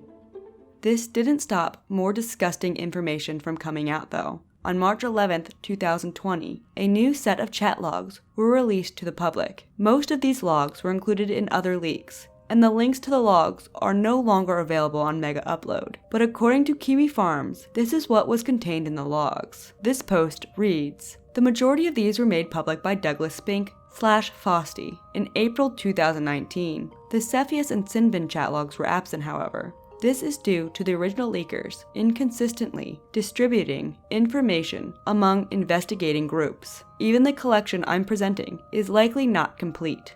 Douglas's collection contains an instance of child and because of this, I will not provide links to it. This image has been removed entirely from the file I'm presenting today. The adult who took the photo was identified, and the evidence has been submitted to the proper authorities. I have spent several months cross-referencing the other photos to ensure no other child exists within them. This is why you cannot rush publicizing information of this nature.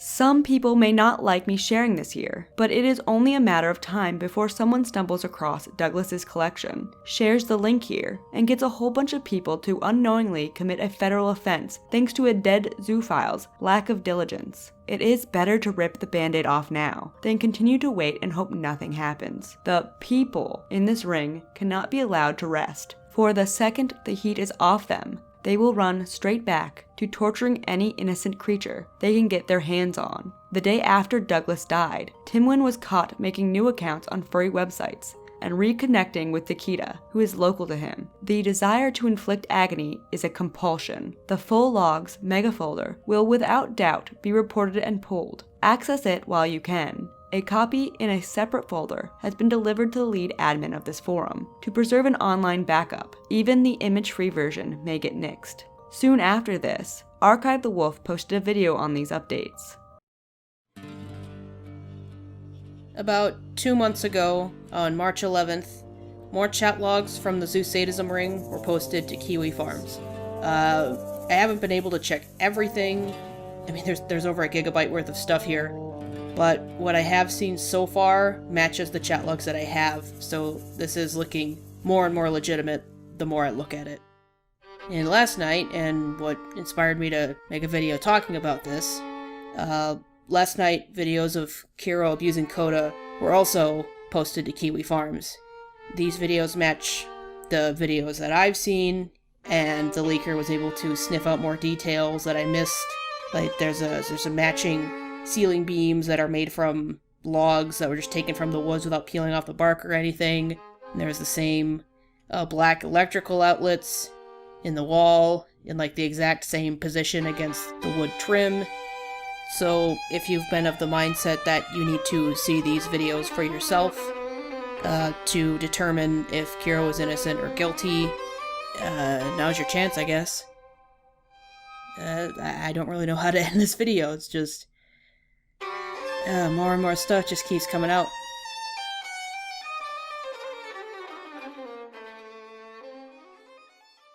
So here we are at current time, present day, nearly 2 full years since the original leaks. What have we to show for it? Well, Kiro the Wolf still plans on coming back to YouTube. He recently posted this to his community tab, writing, "Hey guys, I want to say a few words. As a lot of you know with it's been getting pretty crazy out there. I want all of you to be safe, so it's very important to follow the advice from your local government. My entire state is on lockdown, so no one can really go anywhere at the moment. It's not fun, but better for everyone. Tough times never last, but tough people do. Please stay inside and self-quarantine for now. We'll get through this together. A quick update about myself. I'm okay and I've been doing well. I know a lot of you are waiting my return to YouTube, and I will be coming back, but it's going to take a little longer due to the virus. I can't wait to make content for you again. I've been going crazy since I haven't been able to make videos. I have so much to say, but I'm just taking it a day at a time. I read the positive comments you guys leave, and it means so much to me. You are all amazing. Kiro." His friends have even been putting out videos declaring his innocence. Now, where are all those involved today? Let's go down the original list. I'm going to also share summaries by a Kiwi Farm user named Puke Bucket for some of these, to close out as a reminder of what they did and where they are. Now, before we read through these, I will say these are allegedly, unless the person mentioned has been hit by the legal system. I am not the court of law here. These are descriptions from someone who went through the evidence more thoroughly than I ever could. But again, I am not the law. And unless named, none of these people have been labeled guilty by the law. I've retracted some information that was especially awful that I could not 100% confirm, but the descriptions are available to read fully on the forums. Some of these people we only merely brushed on in this story, but I will read the descriptions anyways. Also, I'd like to add as we're closing out, this information is reported to the best of my ability. If I get anything wrong, I will correct that in the pinned comment. Kiro the Wolf. The description from the Kiwi Farms user reads, Telegram Zoosadist and YouTube furry, used to date a furry who was outed post-mortem to be White Shep 1, who apparently introduced himself to the Telegram Zoosadists. Not into the torture stuff, apparently. Just a necrophile and a dog currently attempting to come back to YouTube, despite his reputation remaining in shambles. Where he is today, Kiro's tweet about leaving the fandom was his final tweet to this day on his Twitter. The New York investigation into Kiro was dropped due to the statute of limitations. The Pennsylvania investigation is currently ongoing. Snake Thing. Description of this individual reads, Telegram Zoosadist. The guy who was providing videos of torturing animals to death for sexual purposes and was caught grooming his nephew for underage sex acts, with intent to give one of them to Sanji/James Hoyt, I believe. Planned to rape Nacho at a house party along with Tane and the rest, and also encouraged Tane to f**k around with a minor named who he was also in contact with, currently in jail for being a freak. Motherfucker pled guilty to 10 counts of encouraging child sexual assault. Introduced Wolf via Il-1 Sheppy-Paws from Animal's Dark Paradise. He is currently serving a 25-year sentence, thankfully. Wolf. Description. Telegram Zoosadist. The guy from Cuba. Made content for the Telegram. Another degenerate, basically. He's the dude who used the stick covered in fire ants and posted various bits involving torturing, mutilating, and decapitating puppies. Got outed in his home country, and while no charges could be filed, his reputation has been obliterated. Admin of Animal's Dark Paradise. Believed by many to still be torturing animals on the streets of Cuba, where he is today. Wolf was fired from his job, according to a post from Kiwi Farms, dated January 17, 2019. He may be still pending trial. No updates have been given since then. Wolf is currently free, however. There had been talks, as mentioned before, that he is under investigation still, but he had been recently seen posting to his DeviantArt account. It is currently unknown if he has been able to get access to dogs. Elite Knight. Description. Telegram Zoosadist. Made the video of the dog with the that's used as a screen cap for the opening post of this thread, living up to the standard of a true Floridian man by getting charged specifically with animal cruelty and possession of obscene materials. As mentioned earlier in this video, he got arrested. The last official update I can find on this happened February 2019, which read, detectives assigned to the Crimes Against Children Unit have charged 21-year-old Christian Nichols with 10 additional criminal charges for prohibition of certain acts in connection with obscene materials. The new charges are a result of numerous videos found by detectives inside Nichols' bedroom. Detectives say the videos depict unidentified persons having inappropriate sexual activity with dogs. Detectives originally arrested Nichols on February 11, 2019, after he recorded himself having inappropriate sexual activity with his Siberian Husky and shared it on the internet. Nichols remains at the Pinellas County Jail. According to an update by Archive the Wolf from October 2019, Corey the Wolf TWC, aka Elite Knight, had at one point been bailed out and is currently awaiting trial. Glowfox. The description reads, Telegram Zoosadist. What hasn't this dude done? Allegations regarding plans to drug, traffic, and minors. Also pals with Snake Thing. The surprise of nobody. Glowfox was proven to not be a zoosadist, technically, but from his chat logs, it showed he had an interest in zoophilia. No actions have been taken against Glowfox, and he is still active on Patreon and Twitter as of the Archive the Wolf video from October 2019. Glowfox is still free to my knowledge, last seen posting to his art streams. Tane. Description. Telegram Zoosadist. Buddies with Snake Thing. Not into full-blown torture, but sexual torture is another matter. Had sex with a minor. Referred to sexual engagement with him as real-life cub, named and filmed it on a GoPro, sending it to Snake Thing to circulate it. Also, went to the Nebraska bestiality farm, where he claimed to have met an unnamed associate from Petlust and Leon Fox, admin of U18chan. Not to be confused with fursuiter Leon the Fox in Europe. Was friends with Cupid and intended on making a fursuit sex video with him at Midwest Fur Fest. Due to his work in cybersecurity, he mostly kept his actual posts and content in Telegram's private chat function. Noted as being interested in drugging and people as well as animals. Co-worker to Zyro/Zentra at Texas Furry Fiesta and BLCF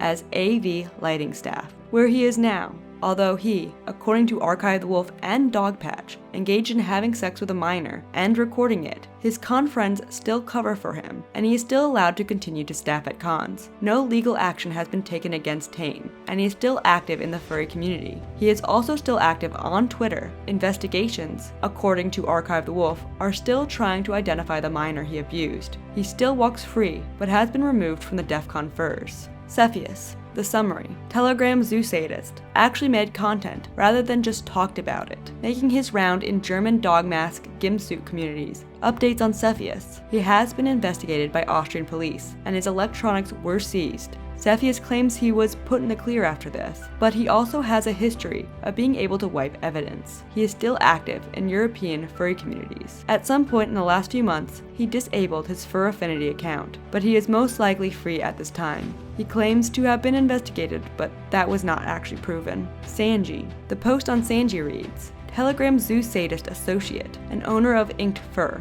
Furry Raiders public enemy number 1, or something. Sanji and Levi conversed long and often about sexually exploiting Levi's nephews, and although Sanji had shown reluctance, it was out of jealousy and not wanting jail time, rather than genuine moral outrage. Wasn't actually into the animal/torture only the kids. Sanji has been allowed to go to certain furry meetups and cons, though has been banned from others. Updates on him. According to Archive the Wolf, his local police were notified. The furry artist, Bonitis, talked about the issues of reporting the case on Rikita Law's live stream. Sanji's local police were alerted to his criminal activity. One of the callers, Bonitis, discussed his experience, revealing a severe bungling of the case. Boy, it sure turns out they don't have protocol for this at all, at least not in Texas. I ended up being put through to 7 different departments. At one point, they had me call the Ann Arbor police because they're like, well, they have to file a report up there. And I'm like, but it's the guy down there. They didn't know. Like I said, they kept switching departments. Like, oh no, it was like they were trying to get rid of me. Like, honestly, that's what I thought it was. Eventually they put me on the phone with ICE. Sanji was removed from his company, Inked Fur's, webpage and social media pages. He is still in charge of Inked Fur though. He also attended 2018 Midwest Fur Fest, a con advertised to minors, despite many people warning the con of his past. Emberwolf.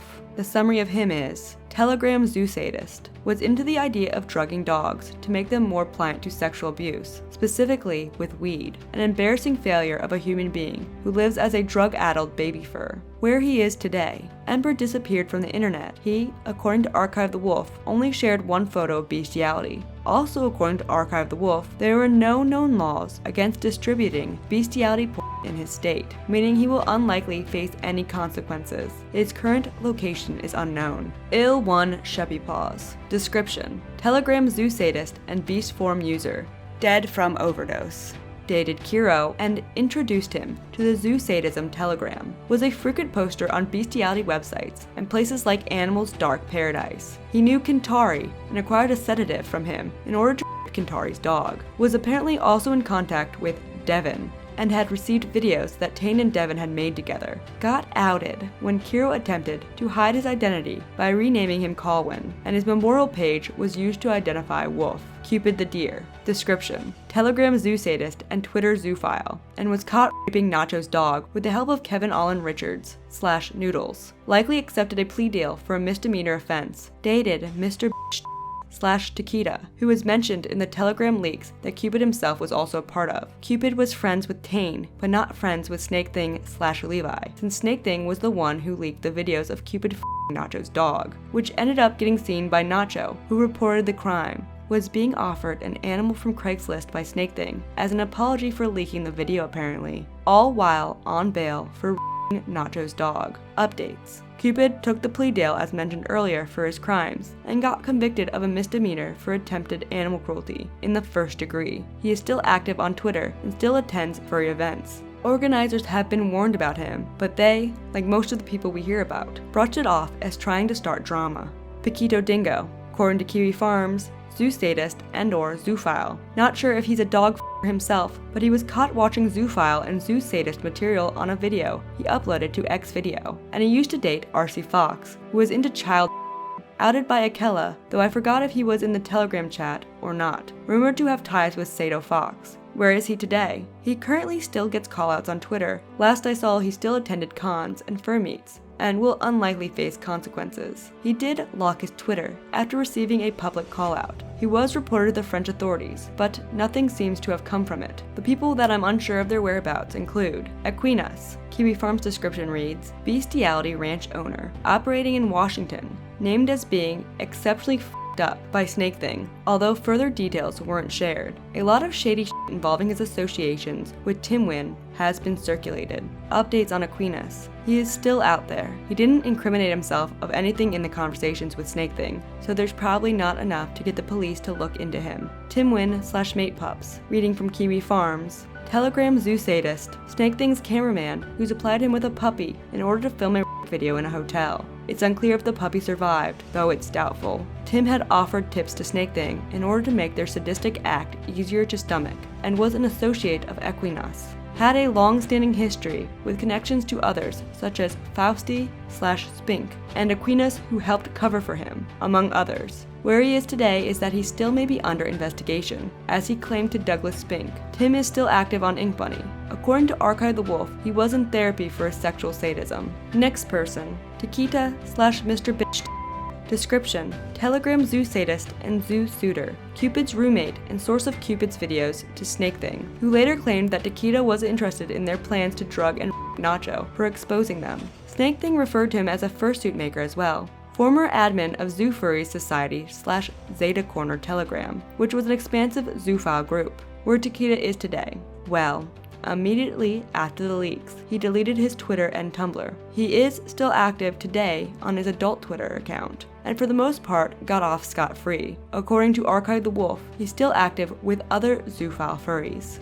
Techno Husky. Summary: Telegram Zoosadist and Animal Gore shared stuff with Snake Thing from 8chan and, presumably, his own chats, was willing to trade money and sexual favors in exchange for content, was also part of the Animal Gore leaks and rumored to be an admin of that group, and may live in San Jose, California. Allegedly first f***ed a dog at 13. Today, Techno Husky has completely disappeared into the ether. With his generic name, Techno Husky, it was easy for him to disappear, as I believe there are other Techno Huskies who are not him. Blonde Dog/Golden Retriever, Telegram Zoosadist, known to Snake Thing and Tane as being into hard zoo, was going to meet Tane at BLFC, bragged about a pregnant stray dog, and worked at a kennel. I'm not sure where this person is today. Kintari, Telegram Zoosadist, associate of Snake Thing, worked as a veterinarian and was stealing drugs to provide to his buddies in the Telegram chat. Another puppy, according to Snake Thing. His whereabouts are currently unknown.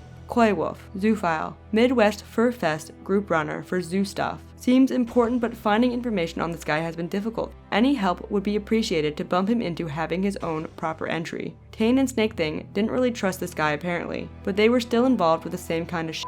According to Snake Thing, Koi Wolf bragged about abducting a neighbor's dog and sexually torturing it to death, was one of the people who was first contacted about R.C. Fox's death by Paquito. Huma Cyrnus. Description: Telegram Zoosadist and Twitter Zoophile. Twitter turns up a bunch of responses to an account of the same name in relation to zoophilia in 2013. Huma Cyrnus talked extensively with Snake Thing about their attraction to puppies and other small animals, and initially claimed he only had an academic interest in the hard zoo content, claiming he was just writing a book about zoophilia. The logs under his neck zoo alt, however, made it clear it was not just talk. In his conversations with Snake Thing, Huma Cyrnus discussed sacrificing one of the puppies from his dog's litters. He's a breeder, after being incited into reenacting some of Snake Thing and Wolf's puppy videos. Allegedly lives somewhere in the southeast US. Momo, Telegram Zoosadist, talked extensively about dogs and snakes with Snake Thing. Used to snake a ball python as a on himself and his old, likely deceased dog, and claimed to have a friend who used corn snakes in a similar fashion, allegedly tortured rats while feeding them to the snake. There's more, but you get the idea. A real sick Shepnuts, Telegram Zoosadist, talked with Snake Thing about his dog and was very interested in drugging animals. Snake Thing set Shepnuts and his dogs up with zoo suitors and recommended that he record content in secret of any encounters that Shepnuts was involved with, likely for content creation and blackmail purposes. Had plans to go to BLCF. According to Archive the Wolf, Shepnuts was the most difficult member to identify. No police action has been taken. Zeta Omega. Description: Telegram Zoosadist, noted by Tane to be extremely manipulative and pushy, probably sociopathic, and credible given Tane's own interests. Described as liking cubs who are younger than provided Snake Thing with a list of fursuiters into Snake Thing claims Zeta had plans in 2018 to meet up with someone who is a parent to a child and intentions to molest the drug child in a fursuit, and recommended Tane for assistance. Allegedly knew the individuals who created the new infamous hung video. Zyro.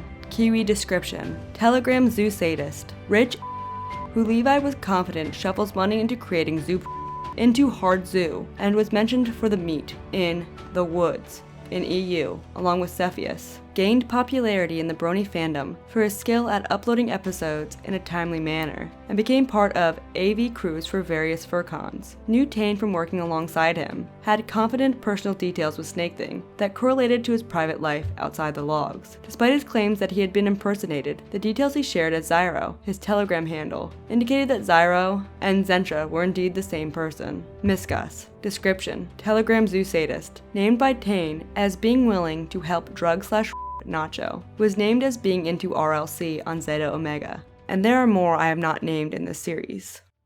So that's where we are. The ending of the story was not at all happy. It's great that Corey the Wolf, TWC, and Snake Thing faced legal repercussions. But the worst of the bunch, Wolf, still roams free. There was hints about many more disgusting things I stumbled upon while going through this that I did not discuss, including animal sex trafficking farms involving a man named Fausti, and one mentioned in the leaks, Equinas. For now, this is where we end. Justice has yet to be served for the puppy Karma and the dog Coda. Hopefully though, things will be better for our animal companions. If you want to help the Cubans in defense of animals, I will link info on how to do so below. People want to hate all furries because of this event, a natural reaction. I understand, but I want to thank those furries who worked closely with authorities, those who went out of their way to warn cons, and those who gave information on the Kiwi farms. There isn't much to do when people in power won't listen, which led us to a very unsatisfying conclusion to the worst story I've ever heard during my time on the internet.